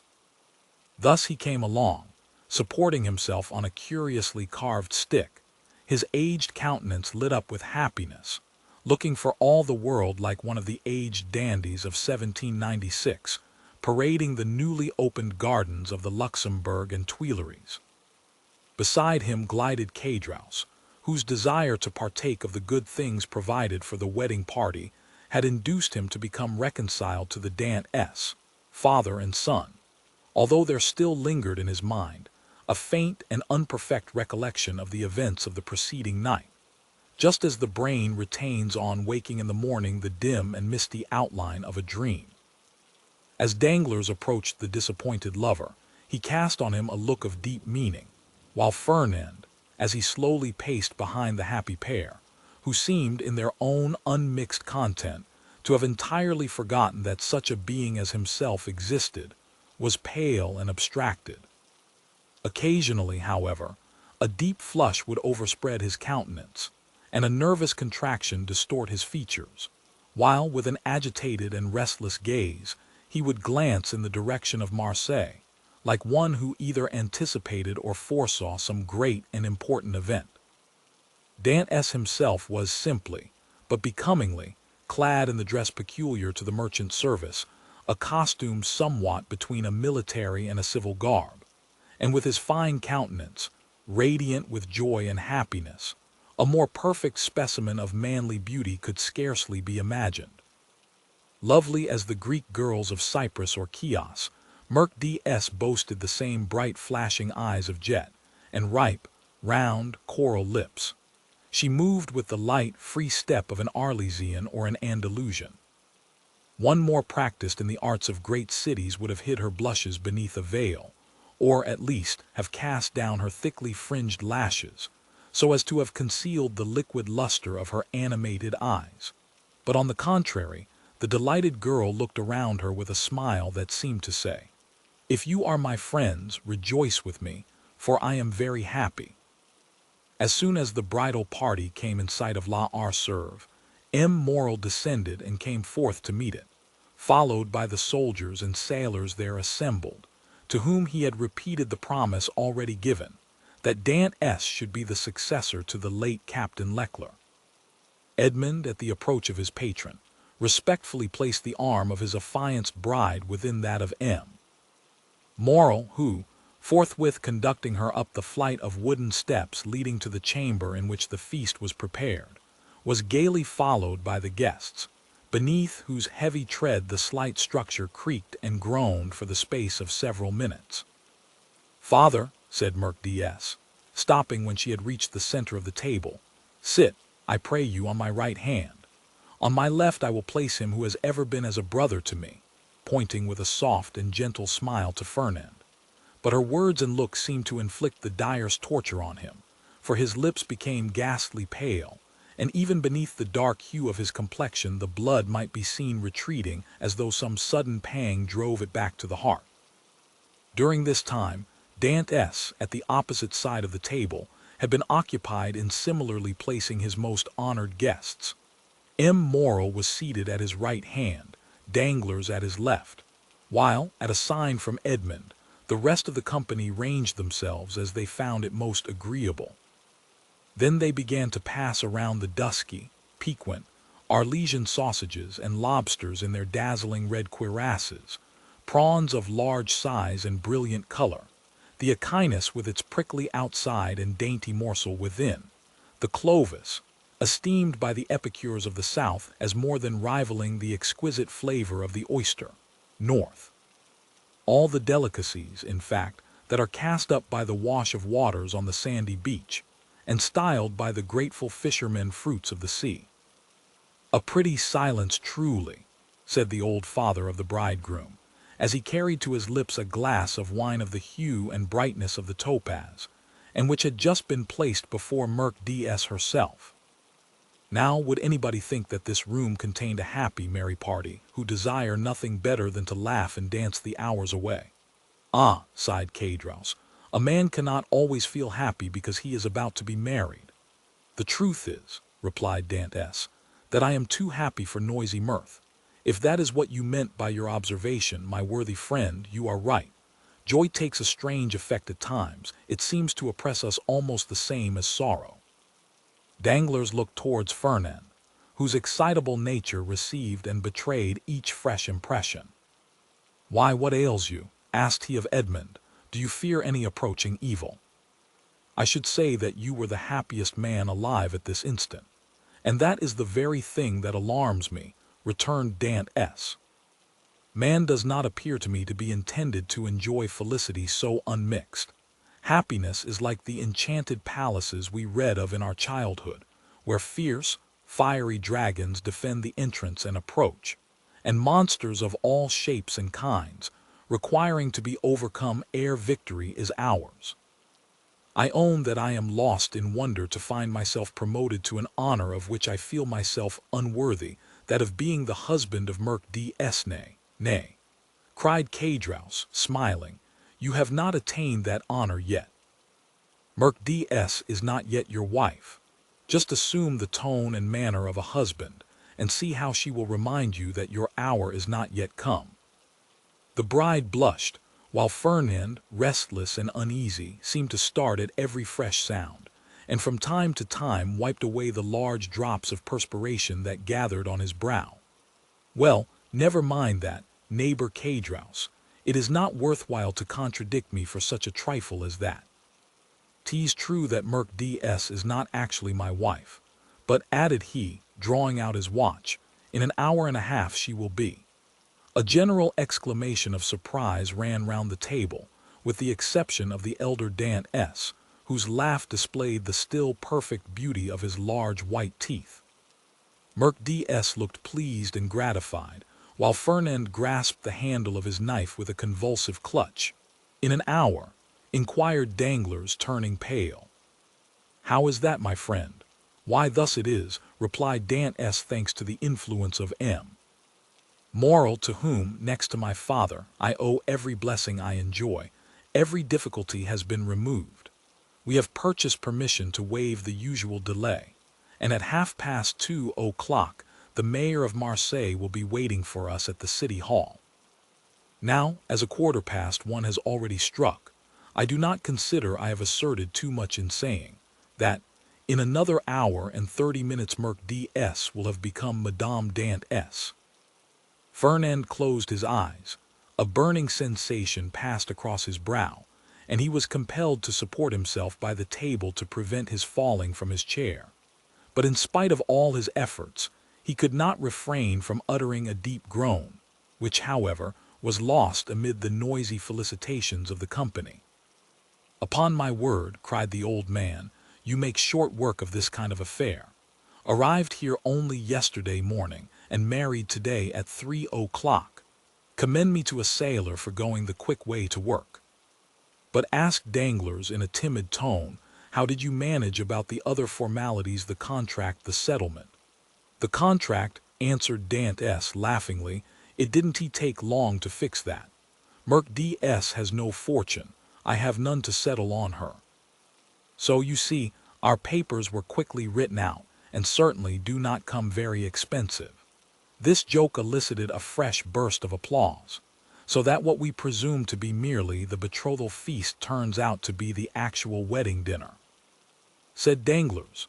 "No, no," answered Dantès, Dante, imagine I am going to put you off in that shabby manner. Tomorrow morning I start for Paris. 4 days to go, and the same to return, with 1 day to discharge the commission entrusted to me, is all the time I shall be absent. I shall be back here by the 1st of March, and on the 2nd I give my real marriage feast. This prospect of fresh festivity redoubled the hilarity of the guests to such a degree that the elder Dantès, who, at the commencement of the repast, had commented upon the silence that prevailed, now found it difficult, amid the general din of voices, to obtain a moment's tranquillity in which to drink to the health and prosperity of the bride and bridegroom. Dantès, perceiving the affectionate eagerness of his father, responded by a look of grateful pleasure, while Dantès glanced at the clock and made an expressive gesture to Edmond. Around the table reigned that noisy hilarity which usually prevails at such a time among people sufficiently free from the demands of social position not to feel the trammels of etiquette. Such as at the commencement of the repast had not been able to seat themselves according to their inclination rose unceremoniously and sought out more agreeable companions. Everybody talked at once, without waiting for a reply, and each one seemed to be contented with expressing his or her own thoughts. Fernand's paleness appeared to have communicated itself to Danglars. As for Fernand himself, he seemed to be enduring the tortures of the damned. Unable to rest, he was among the first to quit the table, and as though seeking to avoid the hilarious mirth that rose in such deafening sounds, he continued, in utter silence, to pace the farther end of the salon. Cadraus approached him just as Danglars, whom Fernand seemed most anxious to avoid, had joined him in a corner of the room. "Upon my word," said Cadraus, from whose mind the friendly treatment of Dantès, united with the effect of the excellent wine he had partaken of, had effaced every feeling of envy or jealousy at Dantès' good fortune. "Upon my word, Dantès is a downright good fellow, and when I see him sitting there beside his pretty wife that is so soon to be, I cannot help thinking it would have been a great pity to have served him that trick you were planning yesterday." "Oh, there was no harm meant," answered Danglars. "At first I certainly did feel somewhat uneasy as to what Fernand might be tempted to do, but when I saw how completely he had mastered his feelings, even so far as to become one of his rival's attendants, I knew there was no further cause for apprehension." Cadraus looked full at Fernand. He was ghastly pale. "Certainly," continued Danglars, "the sacrifice was no trifling one, when the beauty of the bride is concerned. Upon my soul, that future captain of mine is a lucky dog. Gad, I only wish he would let me take his place. Shall we not set forth?" asked the sweet, silvery voice of Dantès. 2 o'clock has just struck, and you know we are expected in a quarter of an hour." "To be sure, to be sure," cried Dantès, eagerly quitting the table. "Let us go directly." His words were re-echoed by the whole party with vociferous cheers. At this moment Danglars, who had been incessantly observing every change in Fernand's look and manner, saw him stagger and fall back, with an almost convulsive spasm, against a seat placed near one of the open windows. At the same instant his ear caught a sort of indistinct sound on the stairs, followed by the measured tread of soldiery, with the clanking of swords and military accoutrements. Then came a hum and buzz as of many voices, so as to deaden even the noisy mirth of the bridal party, among whom a vague feeling of curiosity and apprehension quelled every disposition to talk, and almost instantaneously the most death-like stillness prevailed. The sounds drew nearer. 3 blows were struck upon the panel of the door. The company looked at each other in consternation. "I demand admittance," said a loud voice outside the room, "in the name of the law." As no attempt was made to prevent it, the door was opened, and a magistrate wearing his official scarf presented himself, followed by 4 soldiers and a corporal. Uneasiness now yielded to the most extreme dread on the part of those present. "May I venture to inquire the reason of this unexpected visit?" said M. Moral, addressing the magistrate, whom he evidently knew. There is doubtlessly some mistake easily explained. If it be so, replied the magistrate, rely upon every reparation being made. Meanwhile, I am the bearer of an order of arrest, and although I most reluctantly perform the task assigned me, it must nevertheless be fulfilled.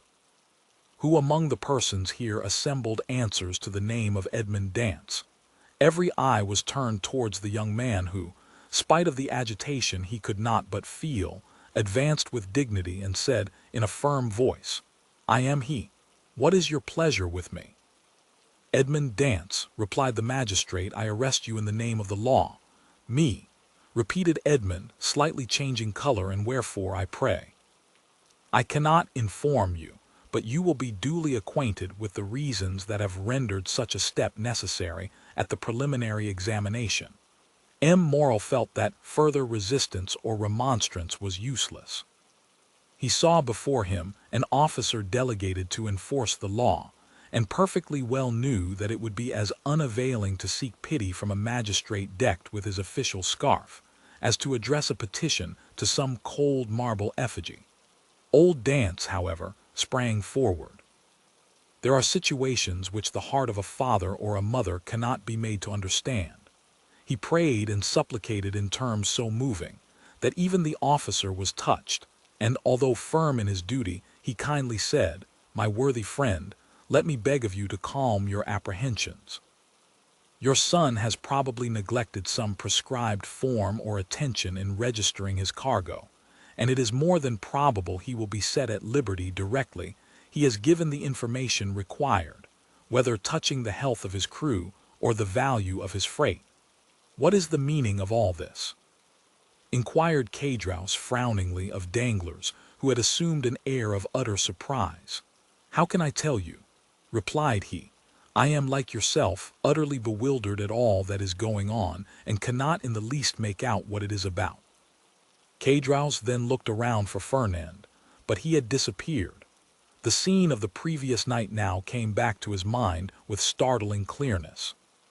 The painful catastrophe he had just witnessed appeared effectually to have rent away the veil which the intoxication of the evening before had raised between himself and his memory. So, said he, in a hoarse and choking voice, to Danglars, "this, then, I suppose, is a part of the trick you were concerting yesterday. All I can say is, that if it be so, 'tis an ill turn, and well deserves to bring double evil on those who have projected it." "Nonsense," returned Danglars, "I tell you again I have nothing whatever to do with it. Besides, you know very well that I tore the paper to pieces."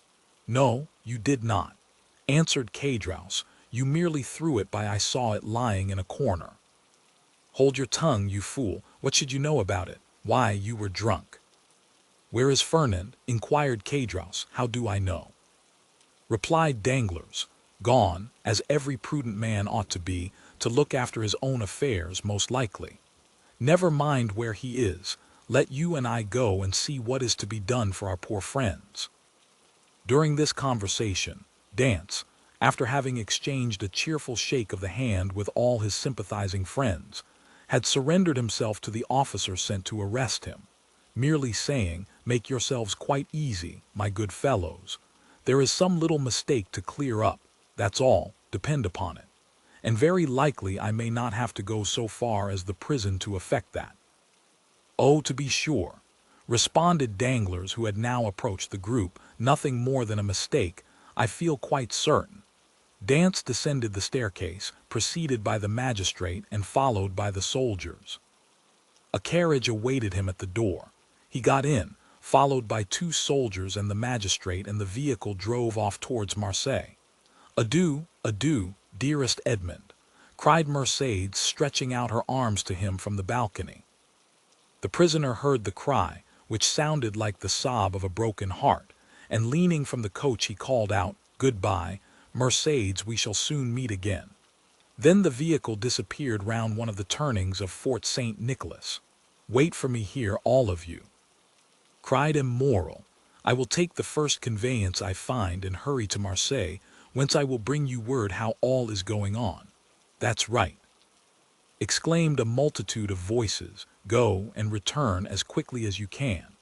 This second departure was followed by a long and fearful state of terrified silence on the part of those who were left behind. The old father and Mercedes remained for some time apart, each absorbed in grief.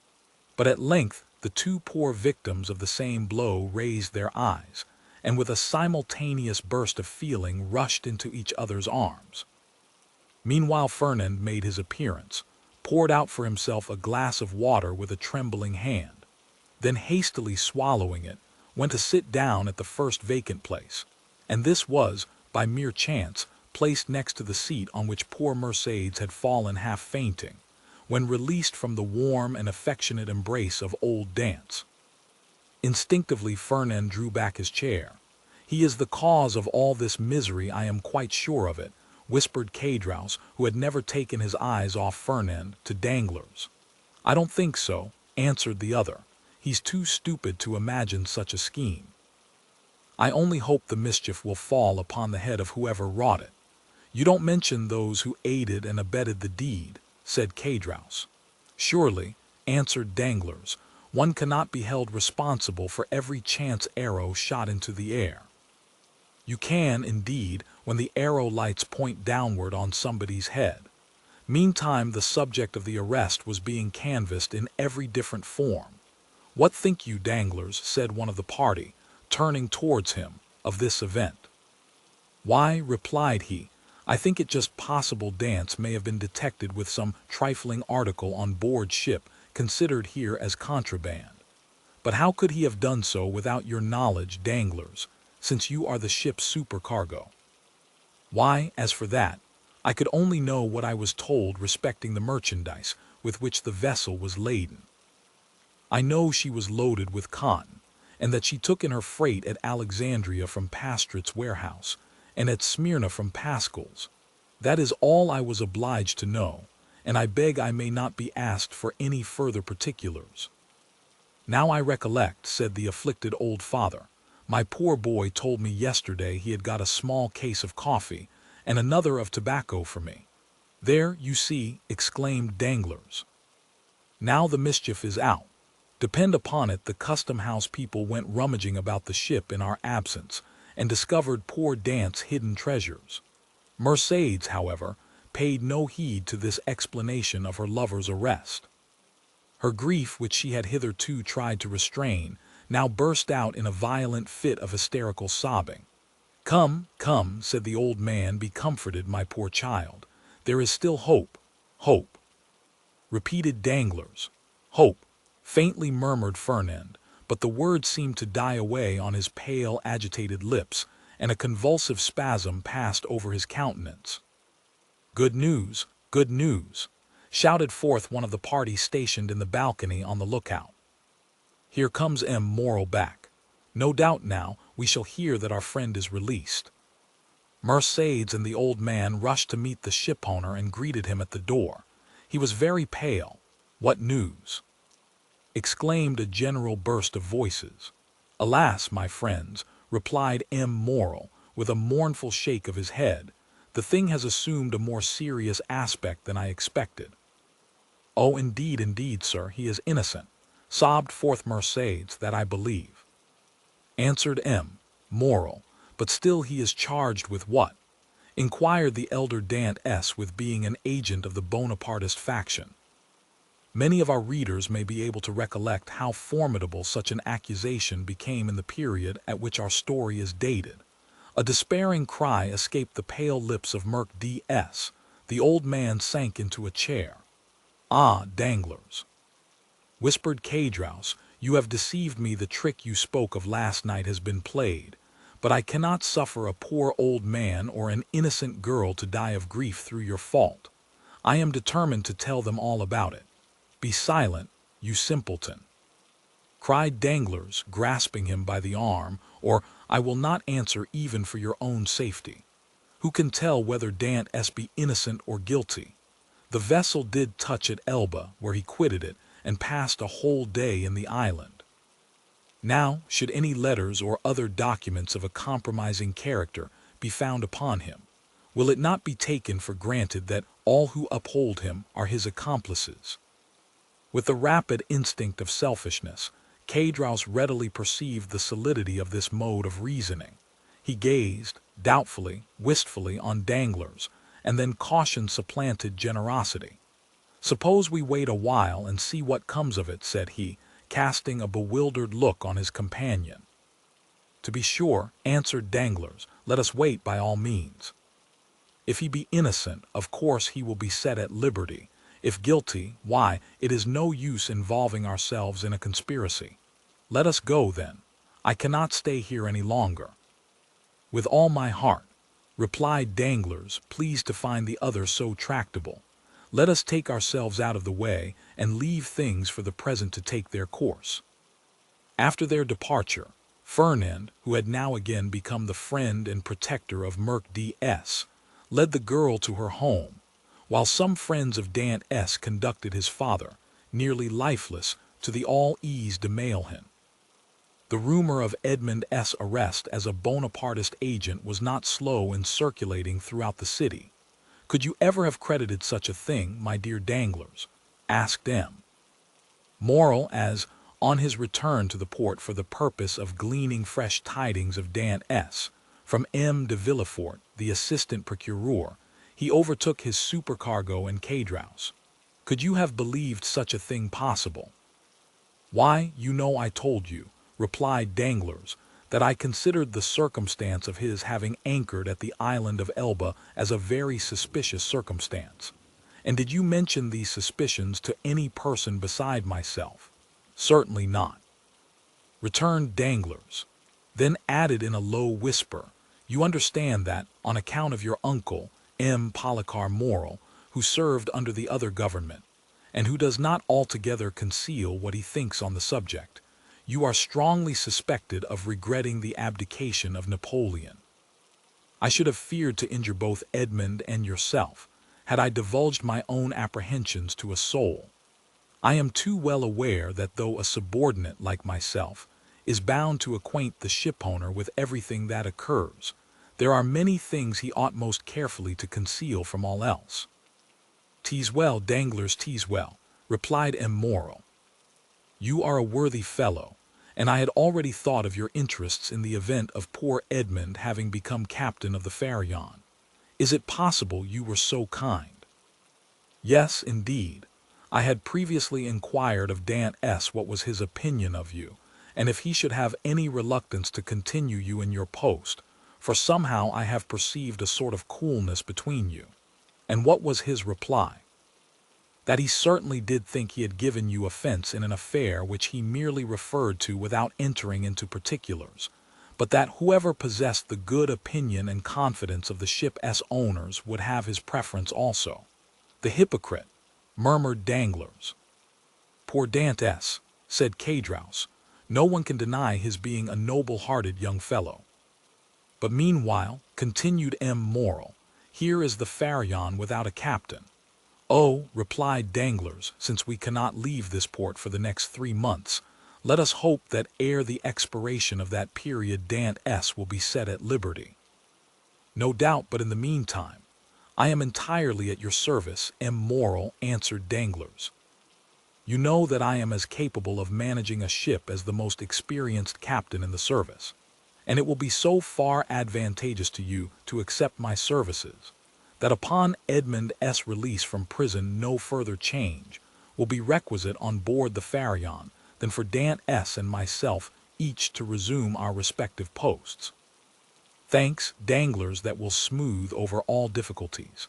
I fully authorize you at once to assume the command of the Pharaon and look carefully to the unloading of her freight. Private misfortunes must never be allowed to interfere with business." "Be easy on that score, M. Morrel. But do you think we shall be permitted to see our poor Edmond? I will let you know that directly I have seen M. de Villefort, whom I shall endeavor to interest in Edmond's favor.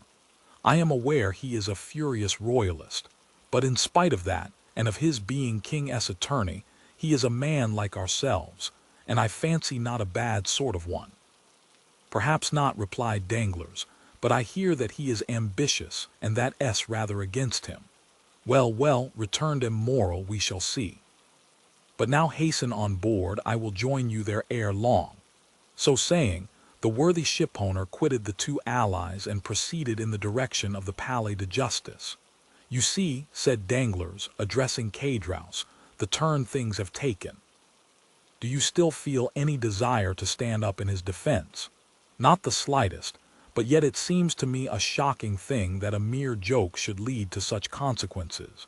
But who perpetrated that joke, let me ask? Neither you nor myself, but Fernand.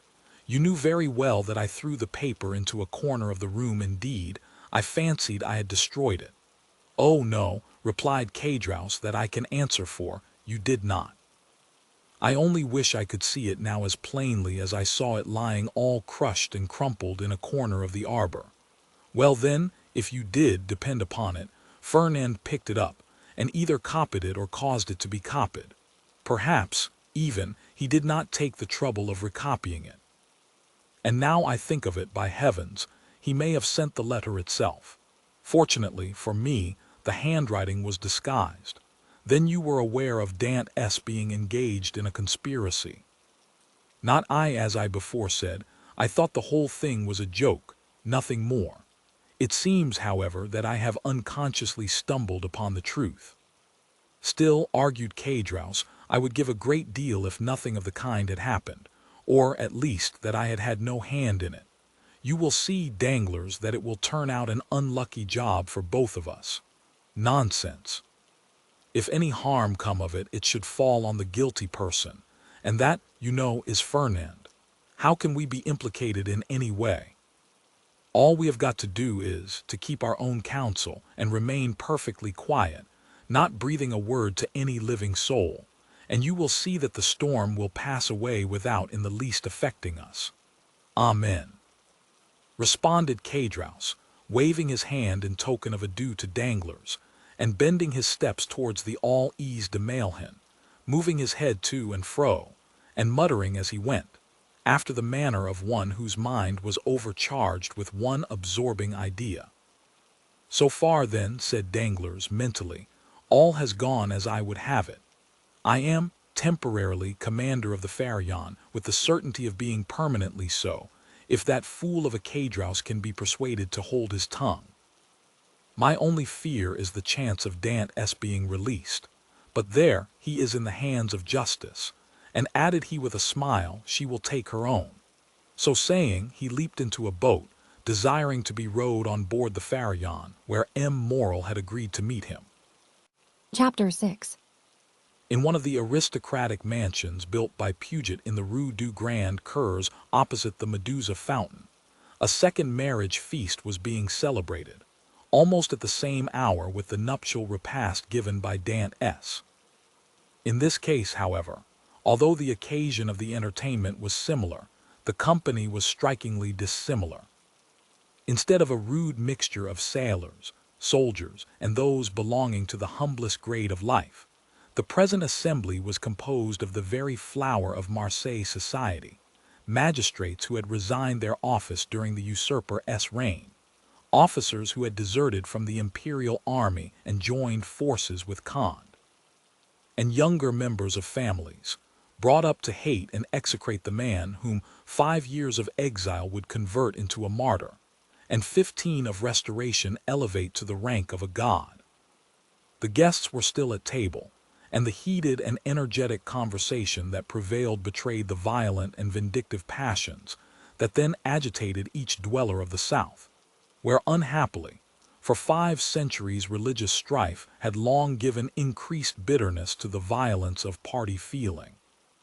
The emperor, now king of the petty island of Elba, after having held sovereign sway over 1/2 of the world, counting as his subjects a small population of 5,000 or 6,000 souls, after having been accustomed to hear the vive Napoleons of 120 millions of human beings, uttered in 10 different languages, was looked upon here as a ruined man, separated forever from any fresh connection with France or claim to her throne. The magistrates freely discussed their political views. The military part of the company talked unreservedly of Moscow and Leipzig, while the women commented on the divorce of Josephine. It was not over the downfall of the man, but over the defeat of the Napoleonic idea, that they rejoiced, and in this they foresaw for themselves the bright and cheering prospect of a revivified political existence. An old man, decorated with the cross of St. Louis, now rose and proposed the health of King Louis XVII. It was the Marquis de Saint-Emran. This toast, recalling at once the patient exile of Hartwell and the peace-loving King of France, excited universal enthusiasm. Glasses were elevated in the air anglaise, and the ladies, snatching their bouquets from their fair bosoms, strewed the table with their floral treasures.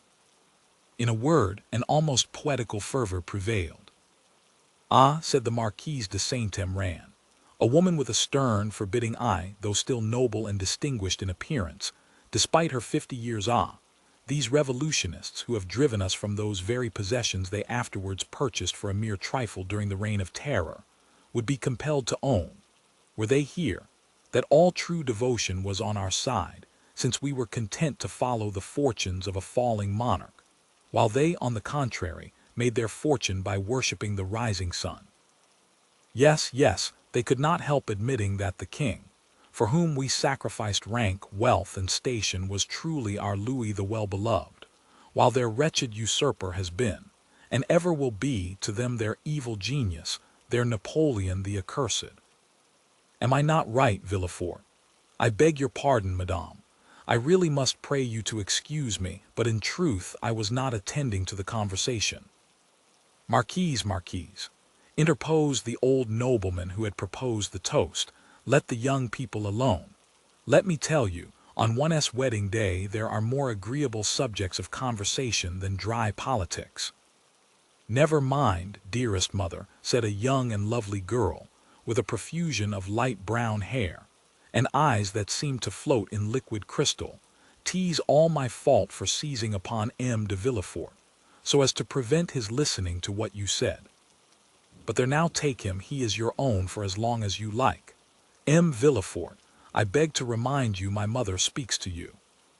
"If the Marquise will deign to repeat the words I but imperfectly caught, I shall be delighted to answer," said M. de Villefort. "Never mind, Reine," replied the Marquise, with a look of tenderness that seemed out of keeping with her harsh, dry features. "But, however all other feelings may be withered in a woman's nature, there is always one bright smiling spot in the desert of her heart, and that is the shrine of maternal love. I forgive you. What I was saying, Villefort, was that the Bonapartists had not our sincerity, enthusiasm, or devotion. They had, however, what supplied the place of those fine qualities," replied the young man, "and that was fanaticism.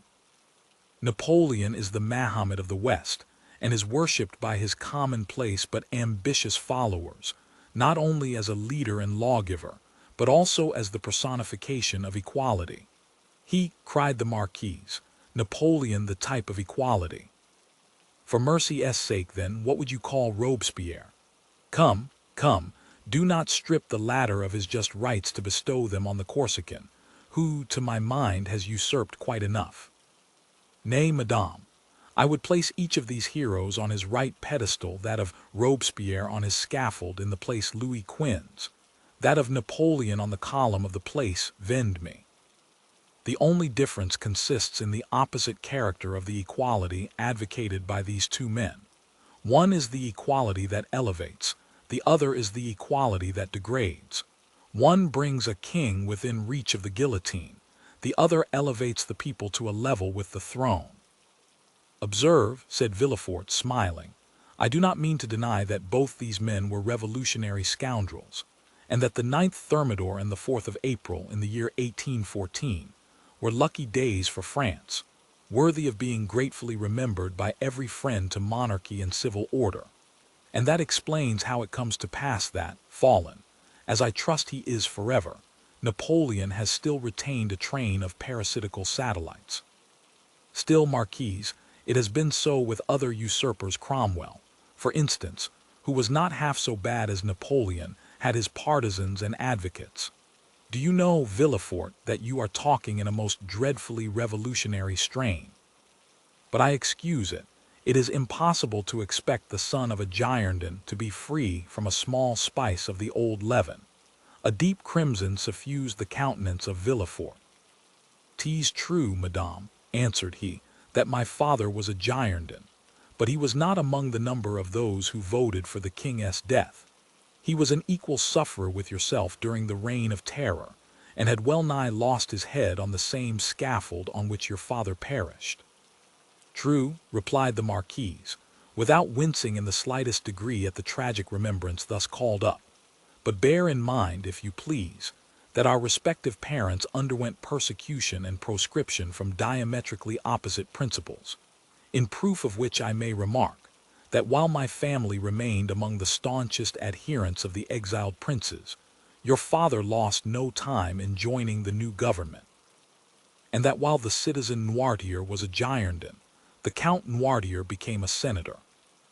"Dear mother," interposed Renée, "you know very well it was agreed that all these disagreeable reminiscences should forever be laid aside." "Suffer me also, madame," replied Villefort, "to add my earnest request to Mademoiselle de Saint-Emran, that you will kindly allow the veil of oblivion to cover and conceal the past. What avails recrimination over matters wholly past recall? For my own part, I have laid aside even the name of my father, and altogether disown his political principles. He was nay, probably may still be a Bonapartist and is called Noirtier. I, on the contrary, am a staunch royalist and style myself de Villefort. Let what may remain of revolutionary sap exhaust itself and die away with the old trunk, and condescend only to regard the young shoot which has started up at a distance from the parent tree, without having the power, any more than the wish, to separate entirely from the stock from which it sprung." "Bravo, Villefort," cried the Marquis, "excellently well said. Come now, I have hopes of obtaining what I have been for years endeavoring to persuade the Marquise to promise, namely, a perfect amnesty and forgetfulness of the past." "With all my heart," replied the Marquise, "let the past be forever forgotten. I promise you it affords me as little pleasure to revive it as it does you. All I ask is, that Villefort will be firm and inflexible for the future in his political principles. Remember also, Villefort, that we have pledged ourselves to His Majesty for your fealty and strict loyalty, and that at our recommendation the king consented to forget the past, as I do," and here she extended to him her hand, "as I now do at your entreaty. But bear in mind, that should there fall in your way anyone guilty of conspiring against the government, you will be so much the more bound to visit the offense with rigorous punishment, as it is known you belong to a suspected family." "Alas, madame," returned Villefort, "my profession, as well as the times in which we live, compels me to be severe. I have already successfully conducted several public prosecutions, and brought the offenders to merited punishment, but we have not done with the thing yet." "Do you indeed think so?" inquired the Marquise. "I am at least fearful of it. Napoleon in the island of Elba is too near France, and his proximity keeps up the hopes of his partisans. Marseille is filled with half-pay officers, who are daily, under one frivolous pretext or other, getting up quarrels with the royalists. From hence arise continual and fatal duels among the higher classes of persons, and assassinations in the lower. You have heard, perhaps, said the Comte de Salvia, one of M. de Saint-Emran's oldest friends, and chamberlain to the Comte d'Artois, that the Holy Alliance purpose removing him from thence. Yes, they were talking about it when we left Paris, said M. de Saint-Emran, and where is it decided to transfer him? To St. Helena. For heaven's sake, where is that? Asked the Marquise. An island situated on the other side of the equator, at least 2,000 leagues from here, replied the Count. So much the better. As Villefort observes, it is a great act of folly to have left such a man between Corsica, where he was born, and Naples, of which his brother-in-law is king, and face to face with Italy, the sovereignty of which he coveted for his son. Unfortunately, said Villefort, there are the treaties of 1814, and we cannot molest Napoleon without breaking those compacts. Oh, well, we shall find some way out of it, responded M. de Salvia. There wasn't any trouble over treaties when it was a question of shooting the poor Duc d'Enghien. Well, said the Marquise, it seems probable that, by the aid of the Holy Alliance, we shall be rid of Napoleon, and we must trust to the vigilance of M. de Villefort to purify Marseille of his partisans. The king is either a king or no king. If he be acknowledged as sovereign of France, he should be upheld in peace and tranquility, and this can best be effected by employing the most inflexible agents to put down every attempt at conspiracy, the best and surest means of preventing mischief. Unfortunately, madame, answered Villefort, the strong arm of the law is not called upon to interfere until the evil has taken place. Then all he has got to do is to endeavor to repair it. Nay, madame, the law is frequently powerless to effect this. All it can do is to avenge the wrong done. Oh, M. de Villefort, cried a beautiful young creature, daughter to the Comte de Salvia, and the cherished friend of Mademoiselle de Saint-Emran, do try and get up some famous trial while we are at Marseille. I never was in a law court. I am told it is so very amusing. Amusing, certainly, replied the young man, inasmuch as, instead of shedding tears as at the fictitious tale of woe produced at a theater, you behold in a law court a case of real and genuine distress, a drama of life. The prisoner whom you there see pale, agitated, and alarmed, instead of, as is the case when a curtain falls on a tragedy, going home to sup peacefully with his family, and then retiring to rest, that he may recommence his mimic woes on the morrow, is removed from your sight merely to be reconducted to his prison and delivered up to the executioner. I leave you to judge how far your nerves are calculated to bear you through such a scene. Of this, however, be assured that should any favorable opportunity present itself, I will not fail to offer you the choice of being present. For shame, M. de Villefort, said Renée, becoming quite pale. Dantès, you see how you are frightening us, and yet you laugh. What would you have? 'Tis like a duel. I have already recorded sentence of death 5 or 6 times against the movers of political conspiracies, and who can say how many daggers may be ready sharpened, and only waiting a favorable opportunity to be buried in my heart. Gracious heavens, M. de Villefort, said Renée, becoming more and more terrified, you surely are not in earnest. Indeed I am, replied the young magistrate with a smile, and in the interesting trial that young lady is anxious to witness, the case would only be still more aggravated.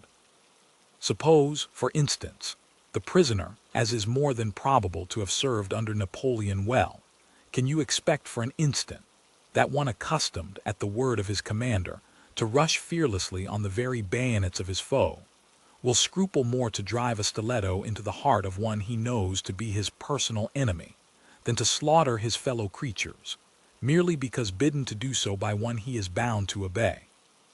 Besides, one requires the excitement of being hateful in the eyes of the accused, in order to lash one's self into a state of sufficient vehemence and power.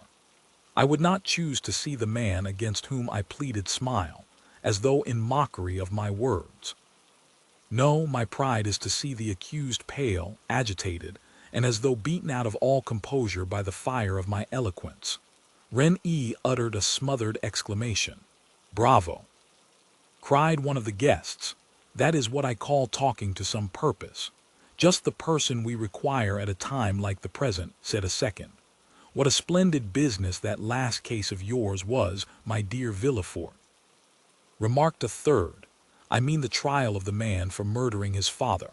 Upon my word, you killed him ere the executioner had laid his hand upon him. Oh, as for parricides and such dreadful people as that, interposed Renée, it matters very little what is done to them. But as regards poor unfortunate creatures, whose only crime consists in having mixed themselves up in political intrigues. Why, that is the very worst offense they could possibly commit. For Dante, you see, Ren-e, the king is the father of his people, and he who shall plot or contrive aught against the life and safety of the parent of 32 millions of souls is a parricide upon a fearfully great scale. I don't know anything about that, replied Ren-e, but M. de Villefort, you have promised me, have you not, always to show mercy to those I plead for? Make yourself quite easy on that point, answered Villefort, with one of his sweetest smiles. You and I will always consult upon our verdicts. My love, said the Marquise, attend to your doves, your lapdogs, and embroidery, but do not meddle with what you do not understand. Nowadays the military profession is in abeyance, and the magisterial robe is the badge of honor. There is a wise Latin proverb that is very much in point. Sed in arma taug, said Villefort with a bow. I cannot speak Latin, responded the Marquise. Well, said Ren-e, I cannot help regretting you had not chosen some other profession than your own, a physician, for instance.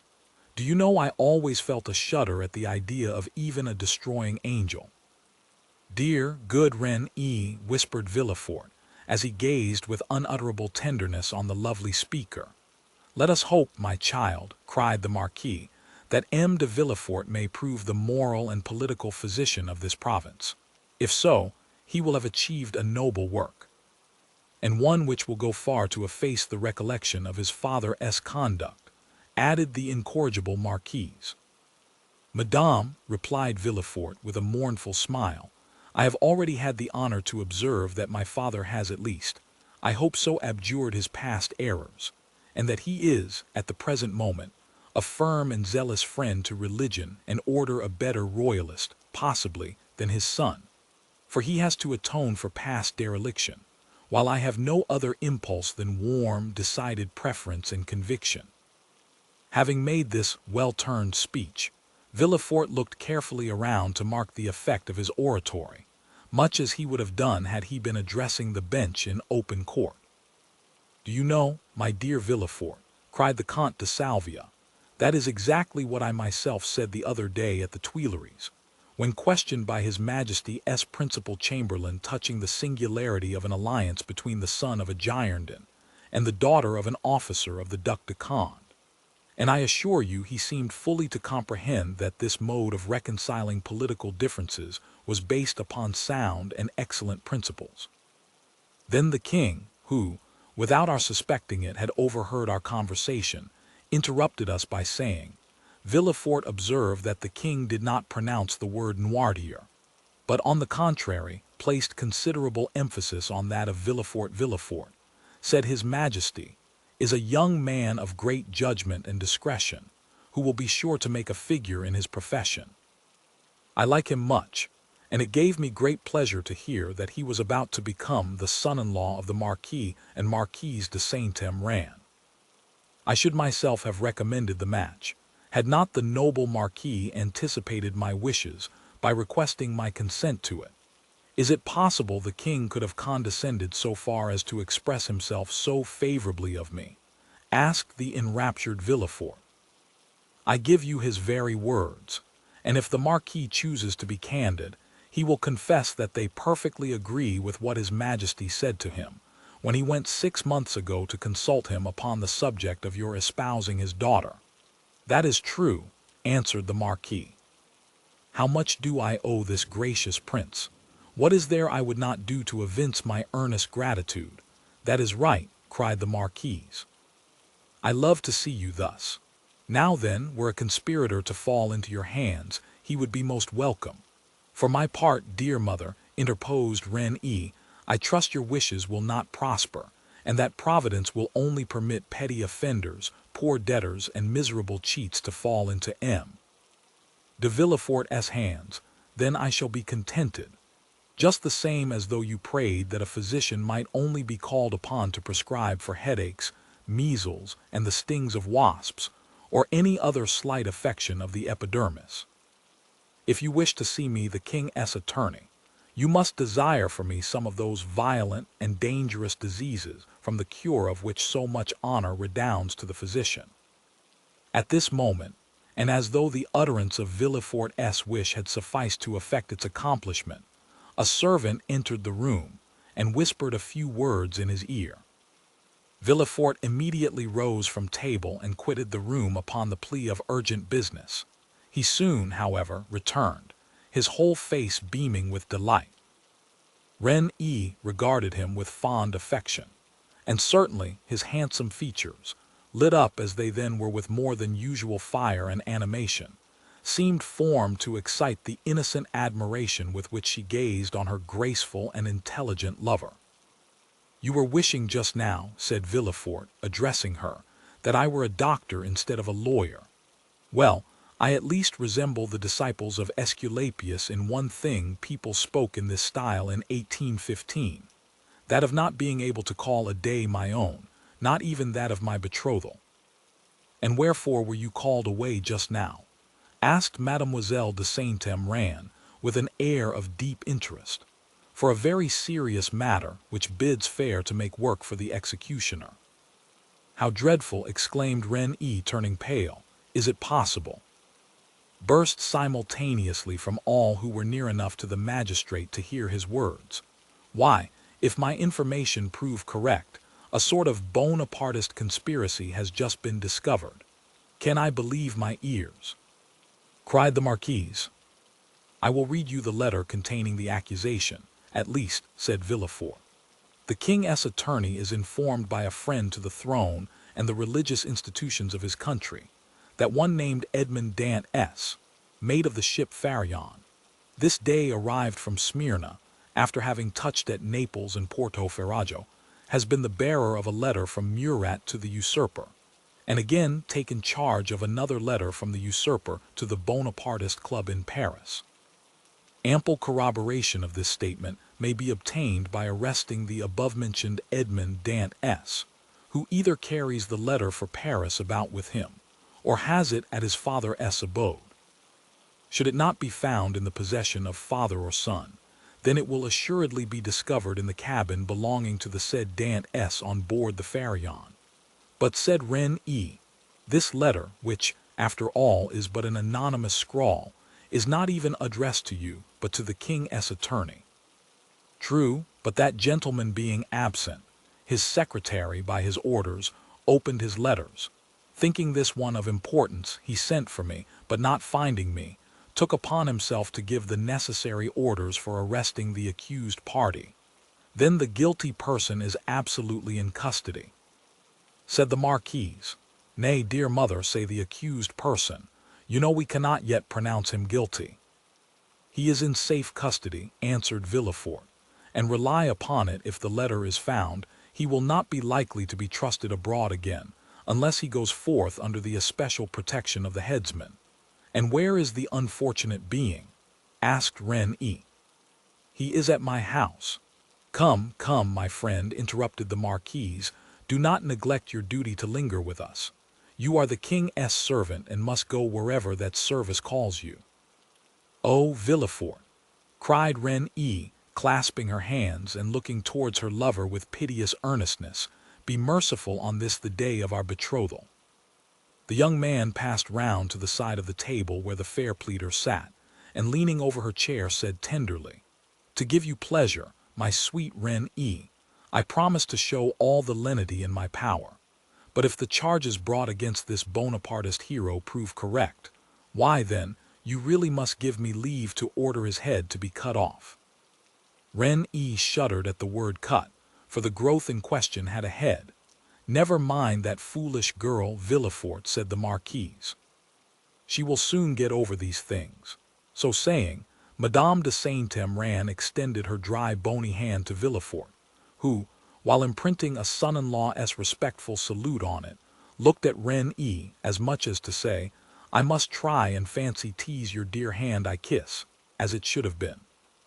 "These are mournful auspices to accompany a betrothal," sighed poor Rennes. "Upon my word, child," exclaimed the angry Marquise, "your folly exceeds all bounds."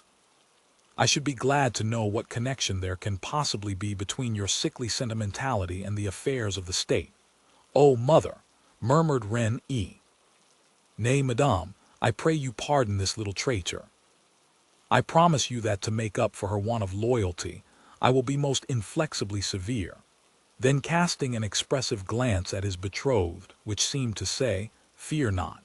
For your dear sake my justice shall be tempered with mercy. And receiving a sweet and approving smile in return, Villefort departed with paradise in his heart. Chapter 7. No sooner had Villefort left the salon than he assumed the grave air of a man who holds the balance of life and death in his hands. Now, in spite of the nobility of his countenance, the command of which, like a finished actor, he had carefully studied before the glass, it was by no means easy for him to assume an air of judicial severity. Except the recollection of the line of politics his father had adopted, and which might interfere, unless he acted with the greatest prudence, with his own career, Gérard de Villefort was as happy as a man could be. Already rich, he held a high official situation, though only 27. He was about to marry a young and charming woman, whom he loved, not passionately, but reasonably, as became a deputy attorney of the king. And besides her personal attractions, which were very great, Mademoiselle de Saint-Méran's family possessed considerable political influence, which they would, of course, exert in his favor. The dowry of his wife amounted to 50,000 crowns, and he had, besides, the prospect of seeing her fortune increased to 500,000 at her father's death. These considerations naturally gave Villefort a feeling of such complete felicity that his mind was fairly dazzled in its contemplation. At the door he met the commissary of police, who was waiting for him. The sight of this officer recalled Villefort from the third heaven to earth. He composed his face, as we have before described, and said, I have read the letter, sir, and you have acted rightly in arresting this man. Now inform me what you have discovered concerning him and the conspiracy. We know nothing as yet of the conspiracy, monsieur. All the papers found have been sealed up and placed on your desk. The prisoner himself is named Edmond Dantès, mate on board the three-master the Faria, trading in cotton with Alexandria and Smyrna, and belonging to Morel and Son, of Marseille. Before he entered the merchant service had he ever served in the marines? Oh no, monsieur, he is very young. How old? 19 or 20 at the most. At this moment, and as Villefort had arrived at the corner of the Rue des Conseils, a man who seemed to have been waiting for him approached. It was M. Morel. Ah, M. de Villefort, cried he, I am delighted to see you. Some of your people have committed the strangest mistake. They have just arrested Edmond Dantès, mate of my vessel. I know it, monsieur, replied Villefort, and I am now going to examine him. Oh, said Morel, carried away by his friendship, you do not know him, and I do. He is the most estimable, the most trustworthy creature in the world, and I will venture to say, there is not a better seaman in all the merchant service. Oh, M. de Villefort, I beseech your indulgence for him. Villefort, as we have seen, belonged to the aristocratic party at Marseille, Morel to the plebeian. The first was a royalist, the other suspected of Bonapartism. Villefort looked disdainfully at Morel and replied coldly, You are aware, monsieur, that a man may be estimable and trustworthy in private life, and the best seaman in the merchant service, and yet be, politically speaking, a great criminal. Is it not true? The magistrate laid emphasis on these words, as if he wished to apply them to the owner himself, while his eyes seemed to plunge into the heart of one who, interceding for another, had himself need of indulgence. Morel reddened, for his own conscience was not quite clear on politics. Besides, what Dantès had told him of his interview with the Grand Marshal, and what the Emperor had said to him, embarrassed him. He replied, however, in a tone of deep interest, I entreat you, M. de Villefort, be, as you always are, kind and equitable, and give him back to us soon. This give us sounded revolutionary in the deputy's ears. Ah, ah, murmured he, is Dantès then a member of some Carbonari society, that his protector thus employs the collective form?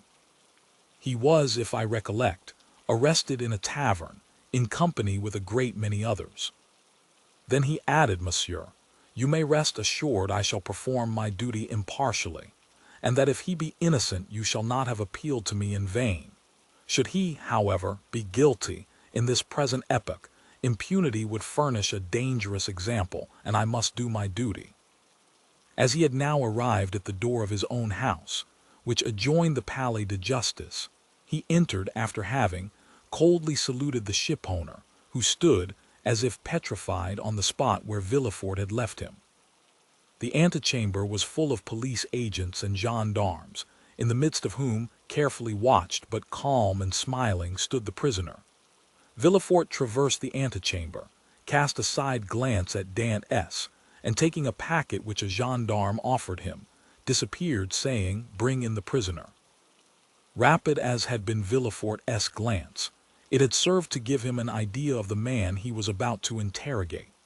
He had recognized intelligence in the high forehead, courage in the dark eye and bent brow, and frankness in the thick lips that showed a set of pearly teeth. Villefort's first impression was favorable, but he had been so often warned to mistrust first impulses that he applied the maxim to the impression, forgetting the difference between the two words. He stifled, therefore, the feelings of compassion that were rising, composed his features, and sat down, grim and somber, at his desk. An instant after Dantès entered. He was pale, but calm and collected, and saluting his judge with easy politeness, looked round for a seat as if he had been in Moral's salon. It was then that he encountered for the first time Villefort's look, that look peculiar to the magistrate who, while seeming to read the thoughts of others, betrays nothing of his own. "Who and what are you?"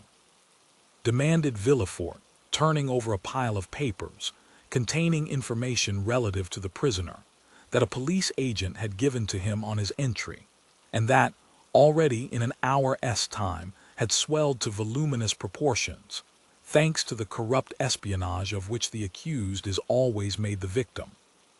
"My name is Edmond Dantès," replied the young man calmly. "I am mate of the Faria belonging to Messrs. Morel and Son. Your age?" continued Villefort. 19, returned Dantès. "What were you doing at the moment you were arrested?" "I was at the festival of my marriage, monsieur," said the young man, his voice slightly tremulous. So great was the contrast between that happy moment and the painful ceremony he was now undergoing. So great was the contrast between the somber aspect of de Villefort and the radiant face of D's. "You were at the festival of your marriage," said the deputy, shuddering in spite of himself. "Yes, monsieur. I am on the point of marrying a young girl I have been attached to for 3 years." Villefort, impassive as he was struck with this coincidence, and the tremulous voice of Dantès, surprised in the midst of his happiness, struck a sympathetic chord in his own bosom. He also was on the point of being married, and he was summoned from his own happiness to destroy that of another. This philosophically reflection, thought he, will make a great sensation at de Saint-Emran, and he arranged mentally, while Dantès awaited further questions, the antithesis by which orators often create a reputation for eloquence. When this speech was arranged, Villefort turned to Dantès. "Go on, sir," said he. "What would you have me say? Give all the information in your power. Tell me on which point you desire information, and I will tell all I know. Only," added he, with a smile, "I warn you I know very little. Have you served under the usurper? I was about to be mustered into the Royal Marines when he fell." "It is reported your political opinions are extreme," said Villefort, who had never heard anything of the kind, but was not sorry to make this inquiry, as if it were an accusation. "My political opinions," replied Dantès. "Alas, sir, I never had any opinions. I am hardly 19, I know nothing, I have no part to play. If I obtain the situation I desire, I shall owe it to him. Moral. Thus all my opinions I will not say public, but private are confined to these three sentiments. I love my father, I respect him moral, and I adore Merc DS. This, sir, is all I can tell you, and you see how uninteresting it is. As Dantès spoke, Villefort gazed at his ingenuous and open countenance, and recollected the words of Ren-E, who, without knowing who the culprit was, had besought his indulgence for him. With the deputy's knowledge of crime and criminals, every word the young man uttered convinced him more and more of his innocence. This lad, for he was scarcely a man, simple, natural, eloquent with that eloquence of the heart never found when sought for, full of affection for everybody because he was happy, and because happiness renders even the wicked good, extended his affection even to his judge, spite of Villefort's severe look and stern accent. Dantès seemed full of kindness. "Pardieu," said Villefort, "he is a noble fellow. I hope I shall gain Ren-E's favor easily by obeying the first command she ever imposed on me. I shall have at least a pressure of the hand in public, and a sweet kiss in private." Full of this idea, Villefort's face became so joyous that when he turned to Dantès, the latter, who had watched the change on his physiognomy, was smiling also. "Sir," said Villefort, "have you any enemies at least that you know?" "I have enemies," replied Dantès. "My position is not sufficiently elevated for that. As for my disposition, that is, perhaps, somewhat too hasty, but I have striven to repress it. I have had 10 or 12 sailors under me, and if you question them, they will tell you that they love and respect me, not as a father, for I am too young, but as an elder brother. But you may have excited jealousy. You are about to become captain at 19, an elevated post. You are about to marry a pretty girl who loves you, and these two pieces of good fortune may have excited the envy of someone. You are right. You know men better than I do, and what you say may possibly be the case, I confess. But if such persons are among my acquaintances, I prefer not to know it, because then I should be forced to hate them. You are wrong. You should always strive to see clearly around you. You seem a worthy young man. I will depart from the strict line of my duty to aid you in discovering the author of this accusation. Here is the paper. Do you know the writing?" As he spoke, Villefort drew the letter from his pocket and presented it to Dantès. Dantès read it. A cloud passed over his brow as he said, "No, monsieur, I do not know the writing, and yet it is tolerably plain. Whoever did it writes well. I am very fortunate," added he, looking gratefully at Villefort, "to be examined by such a man as you, for this envious person is a real enemy." And by the rapid glance that the young man's eyes shot forth, Villefort saw how much energy lay hid beneath this mildness. "Now," said the deputy, "answer me frankly, not as a prisoner to a judge, but as one man to another who takes an interest in him. What truth is there in the accusation contained in this anonymous letter?" "None at all. I will tell you the real facts." "I swear by my honor as a sailor, by my love for Merc DS, by the life of my father, speak, monsieur," said Villefort. Then, internally, if Ren-E could see me, I hope she would be satisfied and would no longer call me a decapitator. Well, when we quitted Naples, Captain Leclerc was attacked with a brain fever. As we had no doctor on board, and he was so anxious to arrive at Elba that he would not touch at any other port, his disorder rose to such a height that at the end of the 3rd day, feeling he was dying, he called me to him. "My dear Dantès," said he, "swear to perform what I am going to tell you, for it is a matter of the deepest importance." "I swear, Captain," replied I. "Well, as after my death the command devolves on you as mate, assume the command and bear up for the island of Elba, disembark at Porto Ferrajo, ask for the Grand Marshal, give him this letter, perhaps they will give you another letter, and charge you with a commission. You will accomplish what I was to have done, and derive all the honor and profit from it. I will do it, Captain, but perhaps I shall not be admitted to the Grand Marshal's presence as easily as you expect. Here is a ring that will obtain audience of him and remove every difficulty," said the captain. At these words he gave me a ring. It was timed 2 hours after he was delirious. The next day he died. And what did you do then? What I ought to have done, and what everyone would have done in my place. Everywhere the last requests of a dying man are sacred, but with a sailor the last requests of his superior are commands. I sailed for the island of Elba, where I arrived the next day. I ordered everybody to remain on board and went on shore alone. As I had expected, I found some difficulty in obtaining access to the Grand Marshal, but I sent the ring I had received from the captain to him and was instantly admitted. He questioned me concerning Captain Leclerc's death, and, as the latter had told me, gave me a letter to carry on to a person in Paris. I undertook it because it was what my captain had bade me do. I landed here, regulated the affairs of the vessel, and hastened to visit my affianced bride, whom I found more lovely than ever, thanks to M. Moral, all the forms were got over. In a word, I was, as I told you, at my marriage feast, and I should have been married in an hour, and tomorrow I intended to start for Paris, had I not been arrested on this charge which you as well as I now see to be unjust. Ah, said Villefort, this seems to me the truth. If you have been culpable, it was imprudence, and this imprudence was in obedience to the orders of your captain. Give up this letter you have brought from Elba, and pass your word you will appear should you be required, and go and rejoin your friends. I am free then, sir, cried Dantès joyfully. Yes, but first give me this letter. You have it already, for it was taken from me with some others which I see in that packet. Stop a moment, said the deputy, as Dantès took his hat and gloves. To whom is it addressed? To Monsieur Noirtier, Rue Coq-Ron, Paris.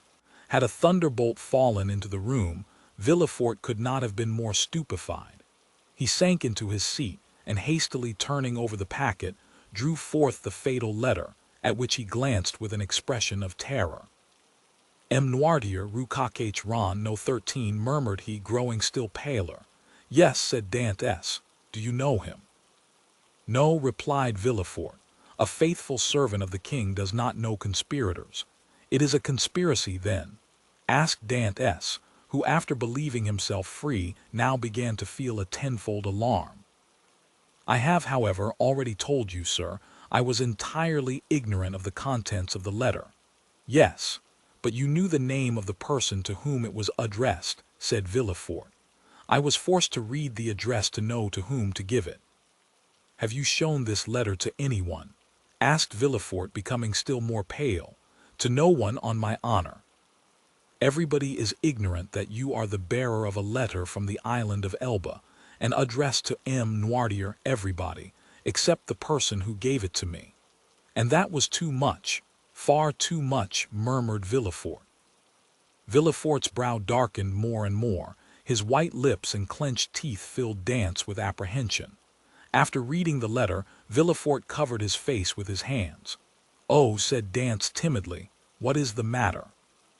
Villefort made no answer, but raised his head at the expiration of a few seconds, and again perused the letter. And you say that you are ignorant of the contents of this letter. I give you my word of honor, sir, said Dantès. But what is the matter? You are ill. Shall I ring for assistance? Shall I call? No, said Villefort, rising hastily. Stay where you are. It is for me to give orders here, and not you. Monsieur, replied Dantès proudly, it was only to summon assistance for you. I want none. It was a temporary indisposition. Attend to yourself. Answer me. Dantès waited, expecting a question, but in vain. Villefort fell back on his chair, passed his hand over his brow, moist with perspiration, and for the third time read the letter. Oh, if he knows the contents of this, murmured he, and that Noirtier is the father of Villefort, I am lost. And he fixed his eyes upon Edmond as if he would have penetrated his thoughts. Oh, it is impossible to doubt it, cried he suddenly. In heaven's name, cried the unhappy young man. If you doubt me, question me. I will answer you. Villefort made a violent effort, and in a tone he strove to render firm.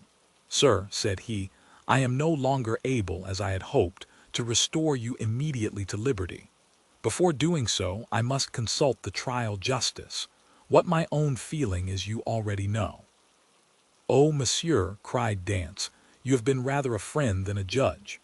Well, I must detain you some time longer, but I will strive to make it as short as possible. The principal charge against you is this letter, and you see Villefort approach the fire, cast it in, and waited until it was entirely consumed. You see, I destroy it. Oh, exclaimed Dantès, you are goodness itself. Listen, continued Villefort, you can now have confidence in me after what I have done. Oh, command, and I will obey. Listen, this is not a command but advice I give you. Speak, and I will follow your advice. I shall detain you until this evening in the Palais de Justice. Should anyone else interrogate you, say to him what you have said to me, but do not breathe a word of this letter. I promise. It was Villefort who seemed to entreat, and the prisoner who reassured him. You see, continued he, glancing toward the grate, where fragments of burnt paper fluttered in the flames, the letter is destroyed. You and I alone know of its existence. Should you therefore be questioned, deny all knowledge of it, deny it boldly, and you are saved. Be satisfied. I will deny it. It was the only letter you had. It was, swear it. I swear it. Villefort rang. A police agent entered. Villefort whispered some words in his ear, to which the officer replied by a motion of his head. Follow him, said Villefort to Dantès. Dantès saluted Villefort and retired. Hardly had the door closed when Villefort threw himself half-fainting into a chair. Alas, alas, murmured he, if the procureur himself had been at Marseilles, I should have been ruined. This accursed letter would have destroyed all my hopes. Oh, my father, must your past career always interfere with my successes? Suddenly a light passed over his face, a smile played round his set mouth, and his haggard eyes were fixed in thought. This will do, said he, and from this letter, which might have ruined me, I will make my fortune. Now to the work I have in hand. And after having assured himself that the prisoner was gone, the deputy procureur hastened to the house of his betrothed. Chapter 8. The commissary of police, as he traversed the antechamber, made a sign to two gendarmes, who placed themselves one on Dantès' right and the other on his left. A door that communicated with the Palais de Justice was opened, and they went through a long range of gloomy corridors, whose appearance might have made even the boldest shudder. The Palais de Justice communicated with the prison, a somber edifice that from its grated windows looks on the clock tower of the Écoles. After numberless windings, Dantès saw a door with an iron wicket. The commissary took up an iron mallet and knocked thrice, every blow seeming to Dantès as if struck on his heart. The door opened, the two gendarmes gently pushed him forward, and the door closed with a loud sound behind him. The air he inhaled was no longer pure, but thick and mephitic. He was in prison. He was conducted to a tolerably neat chamber, but grated and barred, and its appearance, therefore, did not greatly alarm him. Besides, the words of Villefort, who seemed to interest himself so much, resounded still in his ears like a promise of freedom. It was 4 o'clock when Dantès was placed in this chamber. It was, as we have said, the 1st of March, and the prisoner was soon buried in darkness. The obscurity augmented the acuteness of his hearing. At the slightest sound he rose and hastened to the door, convinced they were about to liberate him, but the sound died away, and Dantès sank again into his seat. At last, about 10 o'clock, and just as Dantès began to despair, steps were heard in the corridor. A key turned in the lock, the bolts creaked, the massy oaken door flew open, and a flood of light from 2 torches pervaded the apartment. By the torchlight Dantès saw the glittering sabers and carbines of 4 gendarmes. He had advanced at first, but stopped at the sight of this display of force. "Are you come to fetch me?" asked he. Yes, replied a gendarme. By the orders of the deputy procureur. I believe so. The conviction that they came from M. de Villefort relieved all Dantès' apprehensions. He advanced calmly and placed himself in the center of the escort. A carriage waited at the door, the coachman was on the box, and a police officer sat beside him. "Is this carriage for me?" said Dantès. "It is for you," replied a gendarme. Dantès was about to speak, but feeling himself urged forward, and having neither the power nor the intention to resist, he mounted the steps, and was in an instant seated inside between two gendarmes. The two others took their places opposite, and the carriage rolled heavily over the stones. The prisoner glanced at the windows. They were grated. He had changed his prison for another that was conveying him he knew not whither. Through the grating, however, Dantès saw they were passing through the Rue Caisserie, and by the Rue Saint-Laurent and the Rue Taramis to the quay. Soon he saw the lights of La Consigne. The carriage stopped. The officer descended, approached the guardhouse. A dozen soldiers came out and formed themselves in order. Dantès saw the reflection of their muskets by the light of the lamps on the quay. "Can all this force be summoned on my account?" thought he. The officer opened the door, which was locked, and without speaking a word, answered Dantès' question, for he saw between the ranks of the soldiers a passage formed from the carriage to the port. The two gendarmes who were opposite to him descended first. Then he was ordered to alight, and the gendarmes on each side of him followed his example. They advanced towards a boat, which a custom-house officer held by a chain, near the quay. The soldiers looked at Dantès with an air of stupid curiosity. In an instant he was placed in the stern sheets of the boat, between the gendarmes, while the officer stationed himself at the bow. A shove sent the boat adrift, and 4 sturdy oarsmen impelled it rapidly towards the pylon. At a shout from the boat, the chain that closes the mouth of the port was lowered, and in a second they were, as Dantès knew, in the Friaul and outside the inner harbor. The prisoner's first feeling was of joy at again breathing the pure air, for air is freedom. But he soon sighed, for he passed before La Réserve, where he had that morning been so happy, and now through the open windows came the laughter and revelry of a ball. Dantès folded his hands, raised his eyes to heaven, and prayed fervently. The boat continued her voyage. They had passed the Terre de Mort, were now off the Anse du Pharo, and about to double the battery. This maneuver was incomprehensible to Dantès. "Whither are you taking me?" asked he. "You will soon know. But still, we are forbidden to give you any explanation." Dantès, trained in discipline, knew that nothing would be more absurd than to question subordinates who were forbidden to reply, and so he remained silent. The most vague and wild thoughts passed through his mind. The boat they were in could not make a long voyage. There was no vessel at anchor outside the harbor. He thought, perhaps, they were going to leave him on some distant point. He was not bound, nor had they made any attempt to handcuff him. This seemed a good augury. Besides, had not the deputy, who had been so kind to him, told him that provided he did not pronounce the dreaded name of Noirtier, he had nothing to apprehend? Had not Villefort in his presence destroyed the fatal letter, the only proof against him? He waited silently, striving to pierce through the darkness. They had left the Isle Ratonneau, where the lighthouse stood on the right, and were now opposite the Point des Catalans. It seemed to the prisoner that he could distinguish a feminine form on the beach, for it was there Mercédès dwelt. How was it that a presentiment did not warn Mercédès that her lover was within 300 yards of her? One light alone was visible, and Dantès saw that it came from Mercédès' chamber. Mercédès was the only one awake in the whole settlement. A loud cry could be heard by her, but pride restrained him, and he did not utter it. What would his guards think if they heard him shout like a madman?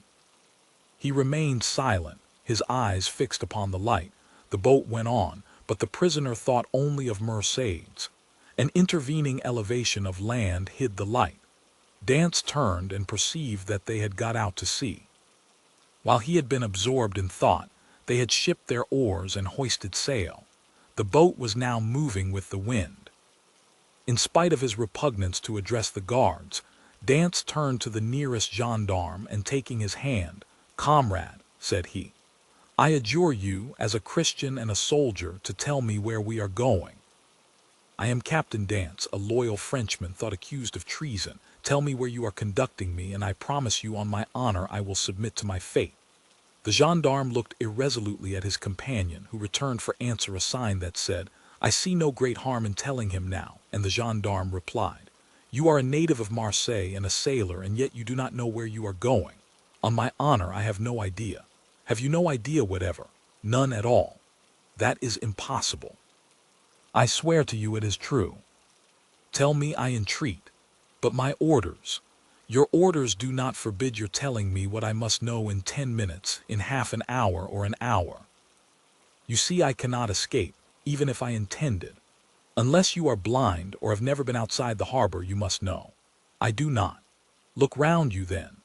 Dantès rose and looked forward, when he saw rise within 100 yards of him the black and frowning rock on which stands the Château d'If, this gloomy fortress, which has for more than 300 years furnished food for so many wild legends, seemed to Dantès like a scaffold to a malefactor. "The Château d'If," cried he, "what are we going there for?" The gendarme smiled. "I am not going there to be imprisoned," said Dantès. "It is only used for political prisoners. I have committed no crime. Are there any magistrates or judges at the Château d'If?" "There are only," said the gendarme, "a governor, a garrison, turnkeys, and good thick walls." "Come, come, do not look so astonished, or you will make me think you are laughing at me in return for my good nature." Dantès pressed the gendarme's hand as though he would crush it. "You think, then," said he, "that I am taken to the Château d'If to be imprisoned there? It is probable, but there is no occasion to squeeze so hard. Without any inquiry, without any formality. All the formalities have been gone through. The inquiry is already made. And so, in spite of M. de Villefort's promises—" "I do not know what M. de Villefort promised you," said the gendarme, "but I know we are taking you to the Château d'If. But what are you doing?" "Help, comrades, help." By a rapid movement, which the gendarme's practiced eye had perceived, Dantès sprang forward to precipitate himself into the sea, but 4 vigorous arms seized him as his feet quitted the bottom of the boat. He fell back cursing with rage. "Good," said the gendarme, placing his knee on his chest. "This is the way you keep your word as a sailor. Believe soft-spoken gentlemen again. Hark ye, my friend, I have disobeyed my first order, but I will not disobey the second, and if you move, I will blow your brains out." And he leveled his carbine at Dantès, who felt the muzzle against his temple. For a moment the idea of struggling crossed his mind, and of so ending the unexpected evil that had overtaken him. But he bethought him of M. de Villefort's promise, and besides, death in a boat from the hand of a gendarme seemed too terrible. He remained motionless, but gnashing his teeth and wringing his hands with fury. At this moment the boat came to a landing with a violent shock. One of the sailors leaped on shore. A cord creaked as it ran through a pulley, and Dantès guessed they were at the end of the voyage, and that they were mooring the boat. His guards, taking him by the arms and coat collar, forced him to rise, and dragged him towards the steps that lead to the gate of the fortress, while the police officer carrying a musket with fixed bayonet followed behind. Dantès made no resistance. He was like a man in a dream. He saw soldiers drawn up on the embankment. He knew vaguely that he was ascending a flight of steps. He was conscious that he passed through a door and that the door closed behind him, but all this indistinctly as through a mist. He did not even see the ocean, that terrible barrier against freedom, which the prisoners look upon with utter despair. They halted for a minute, during which he strove to collect his thoughts. He looked around. He was in a court surrounded by high walls. He heard the measured tread of sentinels, and as they passed before the light he saw the barrels of their muskets shine. They waited upwards of 10 minutes. Certain Dantès could not escape, the gendarmes released him. They seemed awaiting orders. The orders came. "Where is the prisoner?" said a voice. "Here," replied the gendarmes. "Let him follow me. I will take him to his cell." "Go," said the gendarmes, thrusting Dantès forward. The prisoner followed his guide, who led him into a room almost underground, whose bare and reeking walls seemed as though impregnated with tears. A lamp placed on a stool illumined the apartment faintly, and showed Dantès the features of his conductor, an under-jailer, ill-clothed and of sullen appearance. "Here is your chamber for tonight," said he. "It is late, and the governor is asleep. Tomorrow, perhaps, he may change you. In the meantime there is bread, water, and fresh straw, and that is all a prisoner can wish for. Good night." And before Dantès could open his mouth, before he had noticed where the jailer placed his bread or the water, before he had glanced towards the corner where the straw was, the jailer disappeared, taking with him the lamp and closing the door, leaving stamped upon the prisoner's mind the dim reflection of the dripping walls of his dungeon. Dantès was alone in darkness and in silence, cold as the shadows that he felt breathe on his burning forehead. With the first dawn of day the jailer returned, with orders to leave Dantès where he was. He found the prisoner in the same position, as if fixed there, his eyes swollen with weeping. He had passed the night standing and without sleep. The jailer advanced. Dantès appeared not to perceive him. He touched him on the shoulder.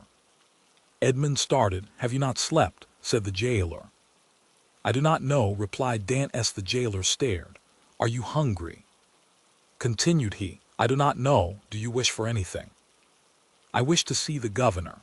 The jailer shrugged his shoulders and left the chamber. Dantès followed him with his eyes and stretched forth his hands towards the open door, but the door closed. All his emotion then burst forth. He cast himself on the ground, weeping bitterly, and asking himself what crime he had committed that he was thus punished. The day passed thus. He scarcely tasted food, but walked round and round the cell like a wild beast in its cage. One thought in particular tormented him, namely, that during his journey hither he had sat so still, whereas he might, a dozen times, have plunged into the sea, and thanks to his powers of swimming, for which he was famous, have gained the shore, concealed himself until the arrival of a Genoese or Spanish vessel, escaped to Spain or Italy, where Merc D.S. and his father could have joined him. He had no fears as to how he should live. Good seamen are welcome everywhere. He spoke Italian like a Tuscan, and Spanish like a Castilian.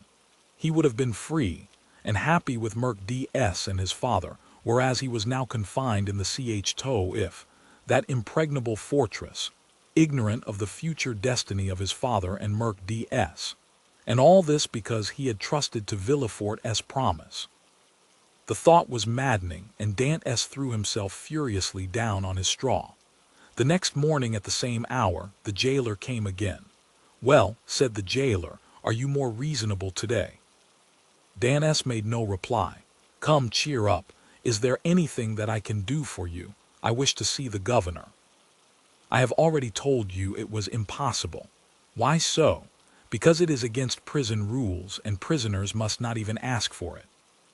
"What is allowed, then?" "Better fare, if you pay for it, books and leave to walk about."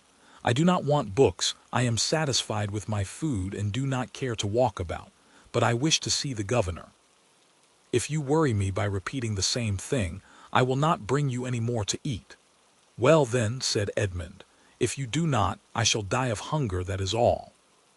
The jailer saw by his tone he would be happy to die, and as every prisoner is worth 10 sous a day to his jailer, he replied in a more subdued tone, "What you ask is impossible, but if you are very well behaved you will be allowed to walk about, and some day you will meet the governor, and if he chooses to reply, that is his affair. But ask Dantès, how long shall I have to wait? Ah, a month, 6 months, a year." "It is too long a time. I wish to see him at once." "Ah," said the jailer, "do not always brood over what is impossible, or you will be mad in a fortnight." "You think so? Yes.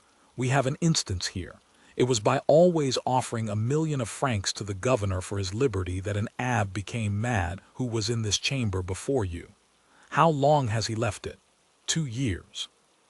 Was he liberated then? No, he was put in a dungeon. Listen.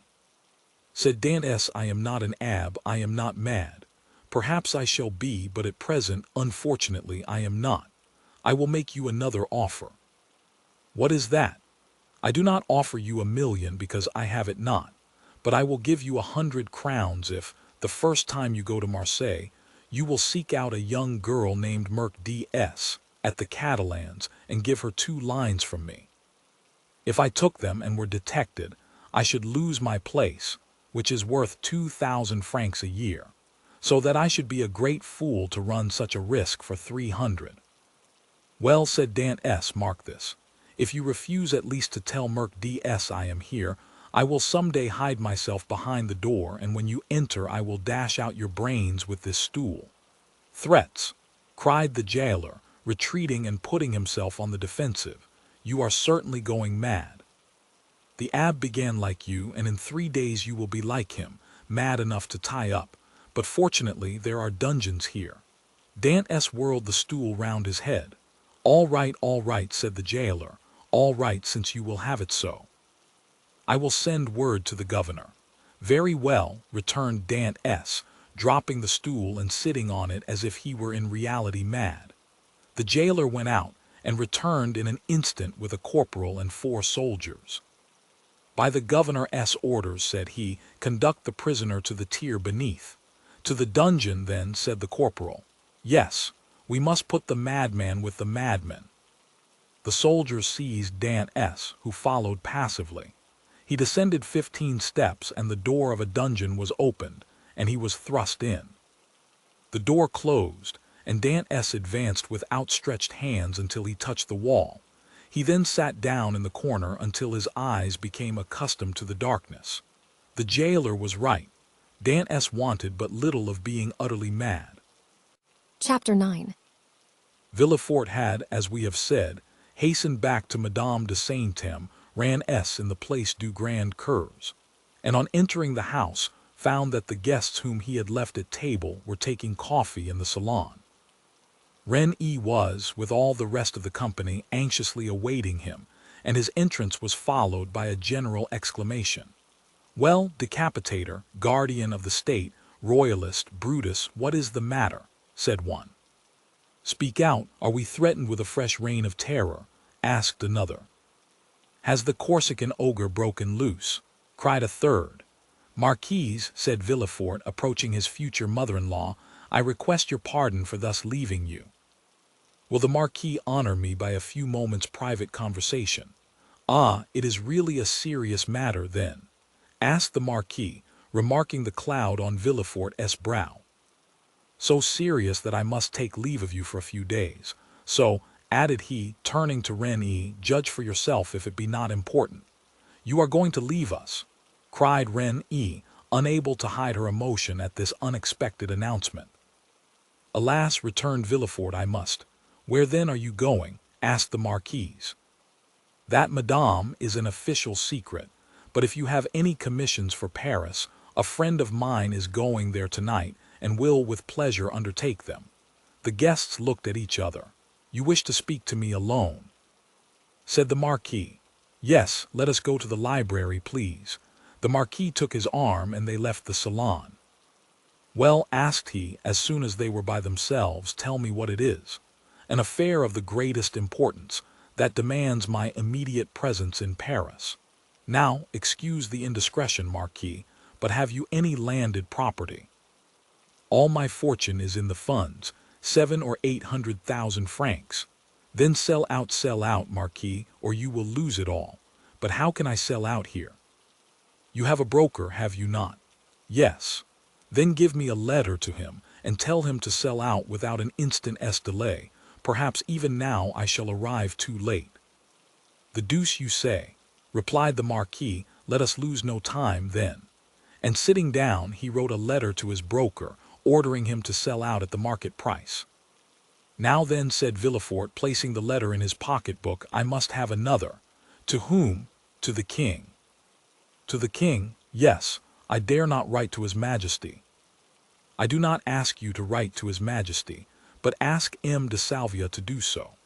I want a letter that will enable me to reach the king's presence without all the formalities of demanding an audience.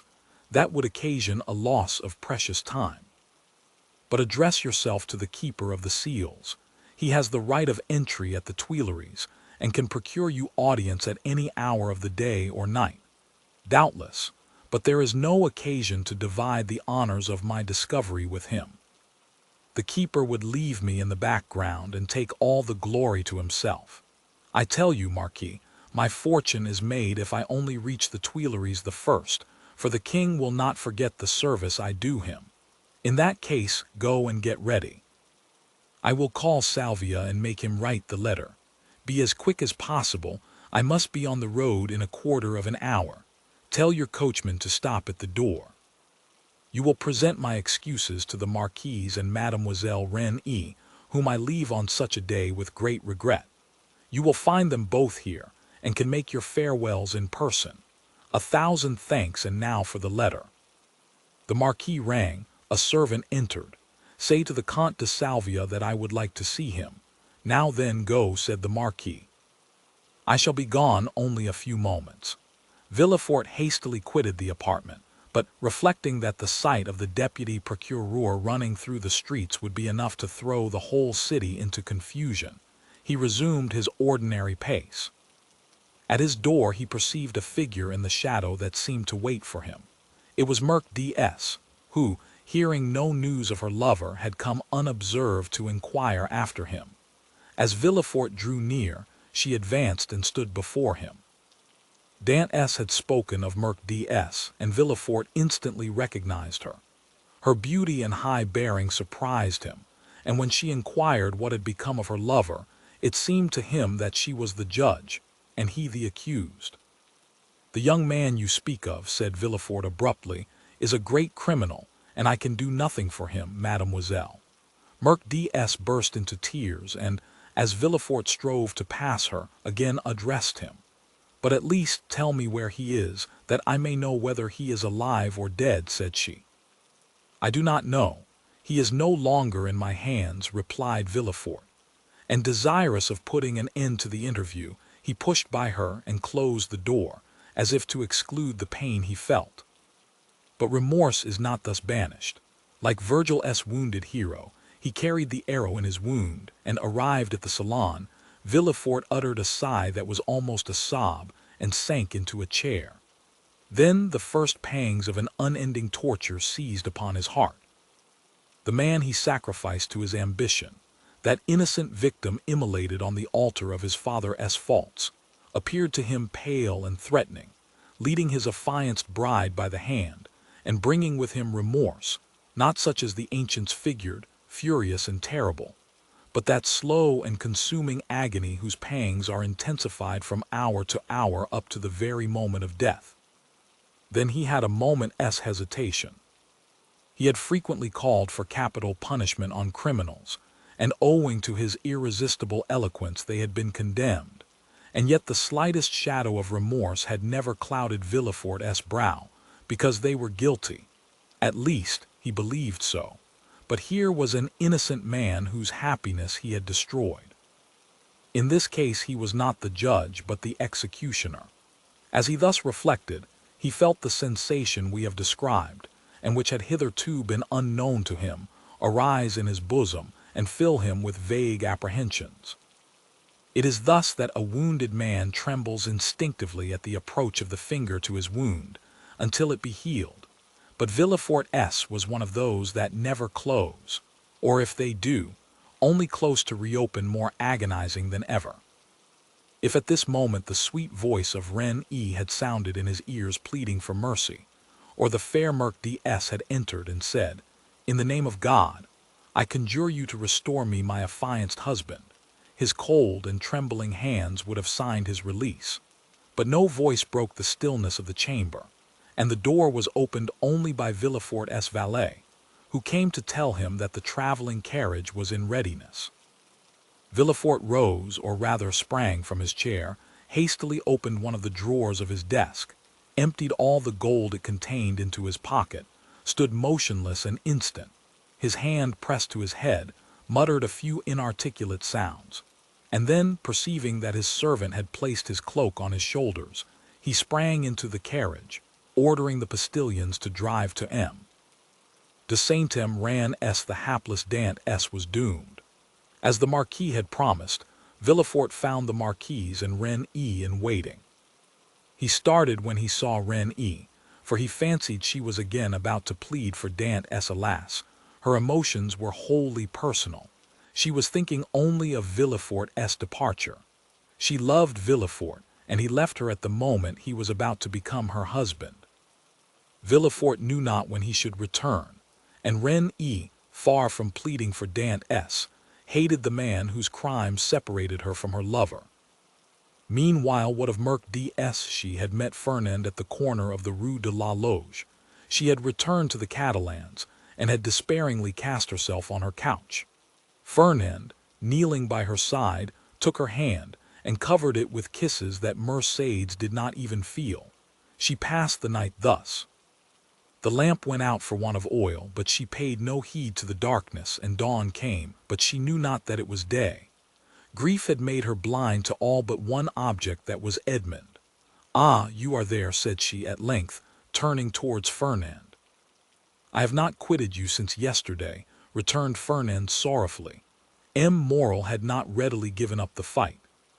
He had learned that Dantès had been taken to prison, and he had gone to all his friends and the influential persons of the city, but the report was already in circulation that Dantès was arrested as a Bonapartist agent, and as the most sanguine looked upon any attempt of Napoleon to remount the throne as impossible, he met with nothing but refusal, and had returned home in despair, declaring that the matter was serious and that nothing more could be done.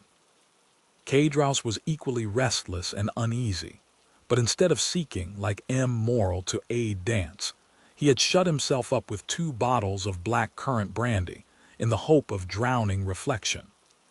But he did not succeed, and became too intoxicated to fetch any more drink, and yet not so intoxicated as to forget what had happened. With his elbows on the table, he sat between the 2 empty bottles, while spectres danced in the light of the unsnuffed candle, spectres such as Hoffmann strews over his punch-drenched pages, like black, fantastic dust. Danglars alone was content and joyous. He had got rid of an enemy, and made his own situation on the Faria secure. Danglars was one of those men born with a pen behind the ear, and an inkstand in place of a heart. Everything with him was multiplication or subtraction. The life of a man was to him of far less value than a numeral, especially when, by taking it away, he could increase the sum total of his own desires. He went to bed at his usual hour and slept in peace. Villefort, after having received M. de Salvia's letter, embraced Renée, kissed the Marquise's hand, and shaken that of the Marquis, started for Paris along the Aix road. Old Dantès was dying with anxiety to know what had become of Edmond, but we know very well what had become of Edmond. Chapter 10. We will leave Villefort on the road to Paris, traveling thanks to trebled fees with all speed, and passing through 2 or 3 apartments, enter at the Tuileries the little room with the arched window, so well known as having been the favorite closet of Napoleon and Louis XVI, and now of Louis Philippe. There, seated before a walnut table he had brought with him from Hartwell, and to which, from one of those fancies not uncommon to great people, he was particularly attached, the king, Louis XVI, was carelessly listening to a man of 50 or 52 years of age, with gray hair, aristocratic bearing, and exceedingly gentlemanly attire, and meanwhile making a marginal note in a volume of Griffius' rather inaccurate, but much sought after, edition of Horace, a work which was much indebted to the sagacious observations of the philosophical monarch. "You say, sir," said the king, "that I am exceedingly disquieted, sire. Really, have you had a vision of the 7 fat kine and the 7 lean kine? No, sire, for that would only betoken for us 7 years of plenty and 7 years of scarcity, and with a king as full of foresight as your majesty, scarcity is not a thing to be feared. Then of what other scourge are you afraid, my dear Blockas? Sire, I have every reason to believe that a storm is brewing in the south. Well, my dear Duke, replied Louis XVI, I think you are wrongly informed, and know positively that, on the contrary, it is very fine weather in that direction. Man of ability as he was, Louis XVI. Like the pleasant jest, sire, continued M. De Blocas, if it only be to reassure a faithful servant, will your majesty send into Languedoc, Provence, and Dauphin trusty men, who will bring you back a faithful report as to the feeling in these three provinces. Canimus certes, replied the king, continuing the annotations in his Horace. Sire, replied the courtier, laughing, in order that he might seem to comprehend the quotation, your majesty may be perfectly right in relying on the good feeling of France, but I fear I am not altogether wrong in dreading some desperate attempt. By whom? By Bonaparte, or at least by his adherents. My dear Blockas, said the king, you with your alarms prevent me from working, and you, sire, prevent me from sleeping with your security. Wait, my dear sir, wait a moment, for I have such a delightful note on the pastor quum traherit. Wait, and I will listen to you afterwards. There was a brief pause, during which Louis XVI wrote, in a hand as small as possible, another note on the margin of his Horace, and then, looking at the Duke with the air of a man who thinks he has an idea of his own, while he is only commenting upon the idea of another, said, Go on, my dear Duke, go on, I listen. Sire, said Blockas, who had for a moment the hope of sacrificing Villefort to his own profit, I am compelled to tell you that these are not mere rumors destitute of foundation which thus disquiet me, but a serious-minded man, deserving all my confidence, and charged by me to watch over the south. The Duke hesitated as he pronounced these words, has arrived by post to tell me that a great peril threatens the king, and so I hasten to you, sire. Maladucis avi damum, continued Louis XVI, still annotating. Does your majesty wish me to drop the subject? By no means, my dear Duke, but just stretch out your hand, whichever you please, there to the left. Here, sire, I tell you to the left, and you are looking to the right. I mean on my left, yes, there. You will find yesterday's report of the Minister of Police, but here is M. Dander himself, and M. Dander, announced by the chamberlain-in-waiting, entered. Come in, said Louis XVI, with repressed smile. Come in, Baron, and tell the Duke all you know, the latest news of M. de Bonaparte. Do not conceal anything, however serious. Let us see. The island of Elba is a volcano, and we may expect to have issuing thence flaming and bristling war. Bella, horrida bella. M. Dander leaned very respectfully on the back of a chair with his two hands and said, Has your majesty perused yesterday's report? Yes, yes. But tell the Duke himself, who cannot find anything, what the report contains. Give him the particulars of what the usurper is doing in his islet. Monsieur, said the Baron to the Duke, all the servants of his majesty must approve of the latest intelligence which we have from the island of Elba. Bonaparte. M. Dander looked at Louis XVI, who, employed in writing a note, did not even raise his head.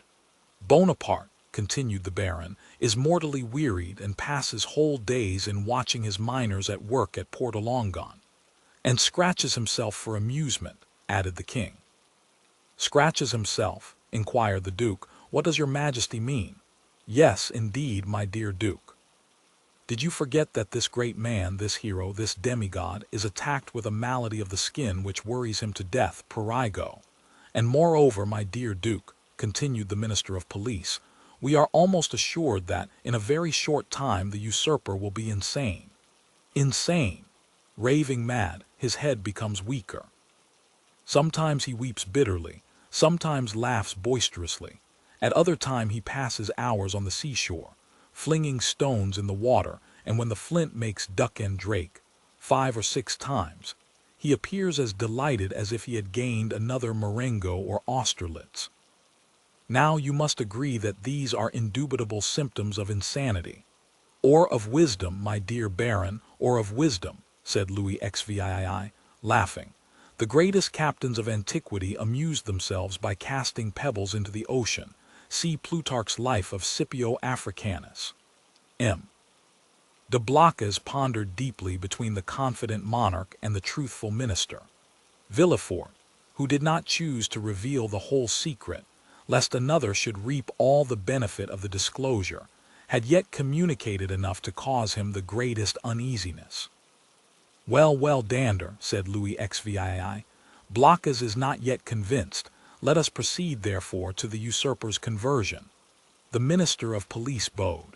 "The usurper's conversion," murmured the duke, looking at the king and Dander, who spoke alternately like Virgil's shepherds. "The usurper converted, decidedly, my dear duke. In what way converted? To good principles." "Tell him all about it, Baron." "Why, this is the way of it," said the minister, with the gravest air in the world.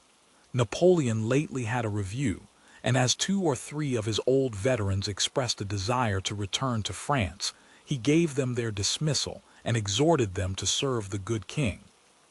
These were his own words, of that I am certain. Well, Blocas, what think you of this?" inquired the king triumphantly, and pausing for a moment from the voluminous scholiast before him. "I say, sire, that the minister of police is greatly deceived, or I am. And as it is impossible it can be the minister of police, as he has the guardianship of the safety and honor of your majesty, it is probable that I am in error. However, sire, if I might advise, your majesty will interrogate the person of whom I spoke to you, and I will urge your majesty to do him this honor." "Most willingly, Duke. Under your auspices I will receive any person you please, but you must not expect me to be too confiding." "Baron, have you any report more recent than this, dated the 20th February, and this is the 3rd of March?" "No, sire, but I am hourly expecting one. It may have arrived since I left my office." "Go thither, and if there be none, well, well," continued Louis XVII, "make one. That is the usual way, is it not?" And the king laughed facetiously. "Oh, sire," replied the minister, "we have no occasion to invent any. Every day our desks are loaded with most circumstantial denunciations, coming from hosts of people who hope for some return for services which they seek to render but cannot. They trust to fortune, and rely upon some unexpected event in some way to justify their predictions." "Well, sir, go," said Louis XVII, "and remember that I am waiting for you." "I will but go and return, sire. I shall be back in 10 minutes. "And I, sire," said M. De Blocas will go and find my messenger. "Wait, sir, wait," said Louis XVII, "really, M. De Blocas, I must change your armorial bearings. I will give you an eagle with outstretched wings, holding in its claws a prey which tries in vain to escape, and bearing this device 10x. "Sire, I listen," said de Blocas, biting his nails with impatience. "I wish to consult you on this passage, Molly Fugian's Anhelidu. You know it refers to a stag flying from a wolf. Are you not a sportsman and a great wolf hunter? Well then, what do you think of the Molly Anhelidu?" "Admirable, sire. But my messenger is like the stag you refer to, for he has posted 220 leagues in scarcely 3 days. Which is undergoing great fatigue and anxiety, my dear Duke, when we have a telegraph which transmits messages in 3 or 4 hours, and that without getting in the least out of breath. Ah, sire, you recompense but badly this poor young man who has come so far, and with so much ardor, to give your majesty useful information. If only for the sake of M. de Salvia, who recommends him to me, I entreat your majesty to receive him graciously. M. de Salvia, my brother's chamberlain. Yes, sire. He is at Marseilles, and writes me thence. Does he speak to you of this conspiracy? No, but strongly recommends M. de Villefort and begs me to present him to your majesty." "M. de Villefort," cried the king, "is the messenger's name M. de Villefort? Yes, sire, and he comes from Marseilles in person. Why did you not mention his name at once?" replied the king, betraying some uneasiness. "Sire, I thought his name was unknown to your majesty. No, no, Blockas, he is a man of strong and elevated understanding, ambitious too, and pardieu, you know his father's name. His father, yes, Noirtier the Girondin. Noirtier the senator, he himself, and your majesty has employed the son of such a man. Blockas, my friend, you have but limited comprehension. I told you Villefort was ambitious, and to attain this ambition Villefort would sacrifice everything, even his father.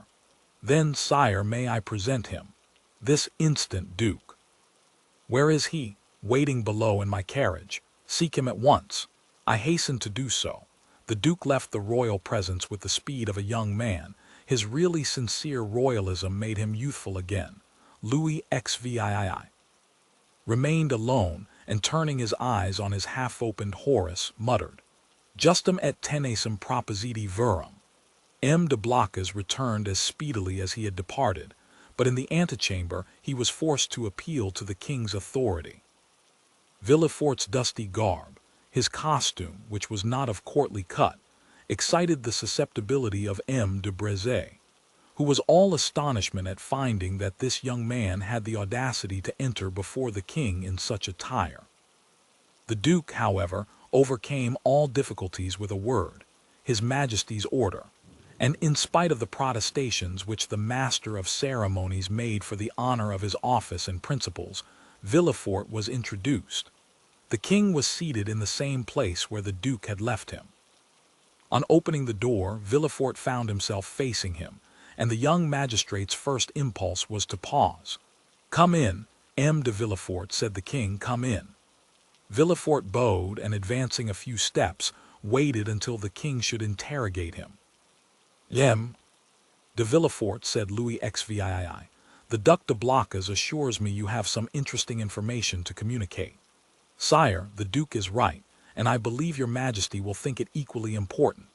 In the first place, and before everything else, sir, is the news as bad in your opinion as I am asked to believe?" "Sire, I believe it to be most urgent, but I hope, by the speed I have used, that it is not irreparable." "Speak as fully as you please, sir," said the king, who began to give way to the emotion which had showed itself in Blockas's face and affected Villefort's voice. "Speak, sir, and pray begin at the beginning. I like order in everything." "Sire," said Villefort, "I will render a faithful report to your Majesty, but I must entreat your forgiveness if my anxiety leads to some obscurity in my language." A glance at the king after this discreet and subtle exordium assured Villefort of the benignity of his august auditor, and he went on, "Sire, I have come as rapidly to Paris as possible to inform your Majesty that I have discovered, in the exercise of my duties, not a commonplace and insignificant plot, such as is every day got up in the lower ranks of the people and in the army, but an actual conspiracy, a storm which menaces no less than your Majesty's throne. Sire, the usurper is arming 3 ships. He meditates some project which, however mad, is yet perhaps terrible. At this moment he will have left Elba, to go whither I know not, but assuredly to attempt a landing either at Naples, or on the coast of Tuscany, or perhaps on the shores of France. Your Majesty is well aware that the sovereign of the island of Elba has maintained his relations with Italy and France." "I am, sir," said the king, "much agitated, and recently we have had information that the Bonapartist clubs have had meetings in the Rue Saint-Jacques. But proceed, I beg of you. How did you obtain these details?" "Sire, they are the results of an examination which I have made of a man of Marseille, whom I have watched for some time, and arrested on the day of my departure. This person, a sailor of turbulent character, and whom I suspected of Bonapartism, has been secretly to the island of Elba. There he saw the Grand Marshal, who charged him with an oral message to a Bonapartist in Paris, whose name I could not extract from him. But this mission was to prepare men's minds for a return. It is the man who says this, sire, a return which will soon occur. And where is this man? In prison, sire. And the matter seems serious to you." "So serious, sire, that when the circumstance surprised me in the midst of a family festival on the very day of my betrothal, I left my bride and friends, postponing everything, that I might hasten to lay at your Majesty's feet the fears which impressed me, and the assurance of my devotion. True, said Louis XVI. Was there not a marriage engagement between you and Mademoiselle de Saint-Méran, daughter of one of your Majesty's most faithful servants? Yes, yes, but let us talk of this plot, M. de Villefort. Sire, I fear it is more than a plot, I fear it is a conspiracy. A conspiracy in these times, said Louis XVI, smiling, is a thing very easy to meditate but more difficult to conduct to an end, inasmuch as, re-established so recently on the throne of our ancestors, we have our eyes open at once upon the past, the present, and the future. For the last 10 months, my ministers have redoubled their vigilance, in order to watch the shore of the Mediterranean. If Bonaparte landed at Naples, the whole coalition would be on foot before he could even reach Piombino. If he land in Tuscany, he will be in an unfriendly territory. If he land in France, it must be with a handful of men, and the result of that is easily foretold, execrated as he is by the population. Take courage, sir, but at the same time rely on our royal gratitude. Ah, here is M. Dander, cried de Blocas. At this instant the Minister of Police appeared at the door, pale, trembling, and as if ready to faint. Villefort was about to retire, but M. de Blocas, taking his hand, restrained him. Will the weight of secrets shatter the soul, or will courage rise to meet the shadows? Can hope endure in a world cloaked in deception and despair? Discover the answers in next week's chapter. Join us Tuesday on Raining Book. Subscribe and tap the bell to follow every heart-pounding twist of fate and resilience. Tell us below, whose journey captivates you most? The steadfast hero forging a path through chaos, the enigmatic figure pulling strings from the shadows, or the quiet souls seeking light amidst darkness? Every like, comment, or share fuels our mission to bring stories as gripping and unforgettable as Dumas' masterpiece. Until then, keep your imagination alive for whispered plots and grand revelations. Happy listening.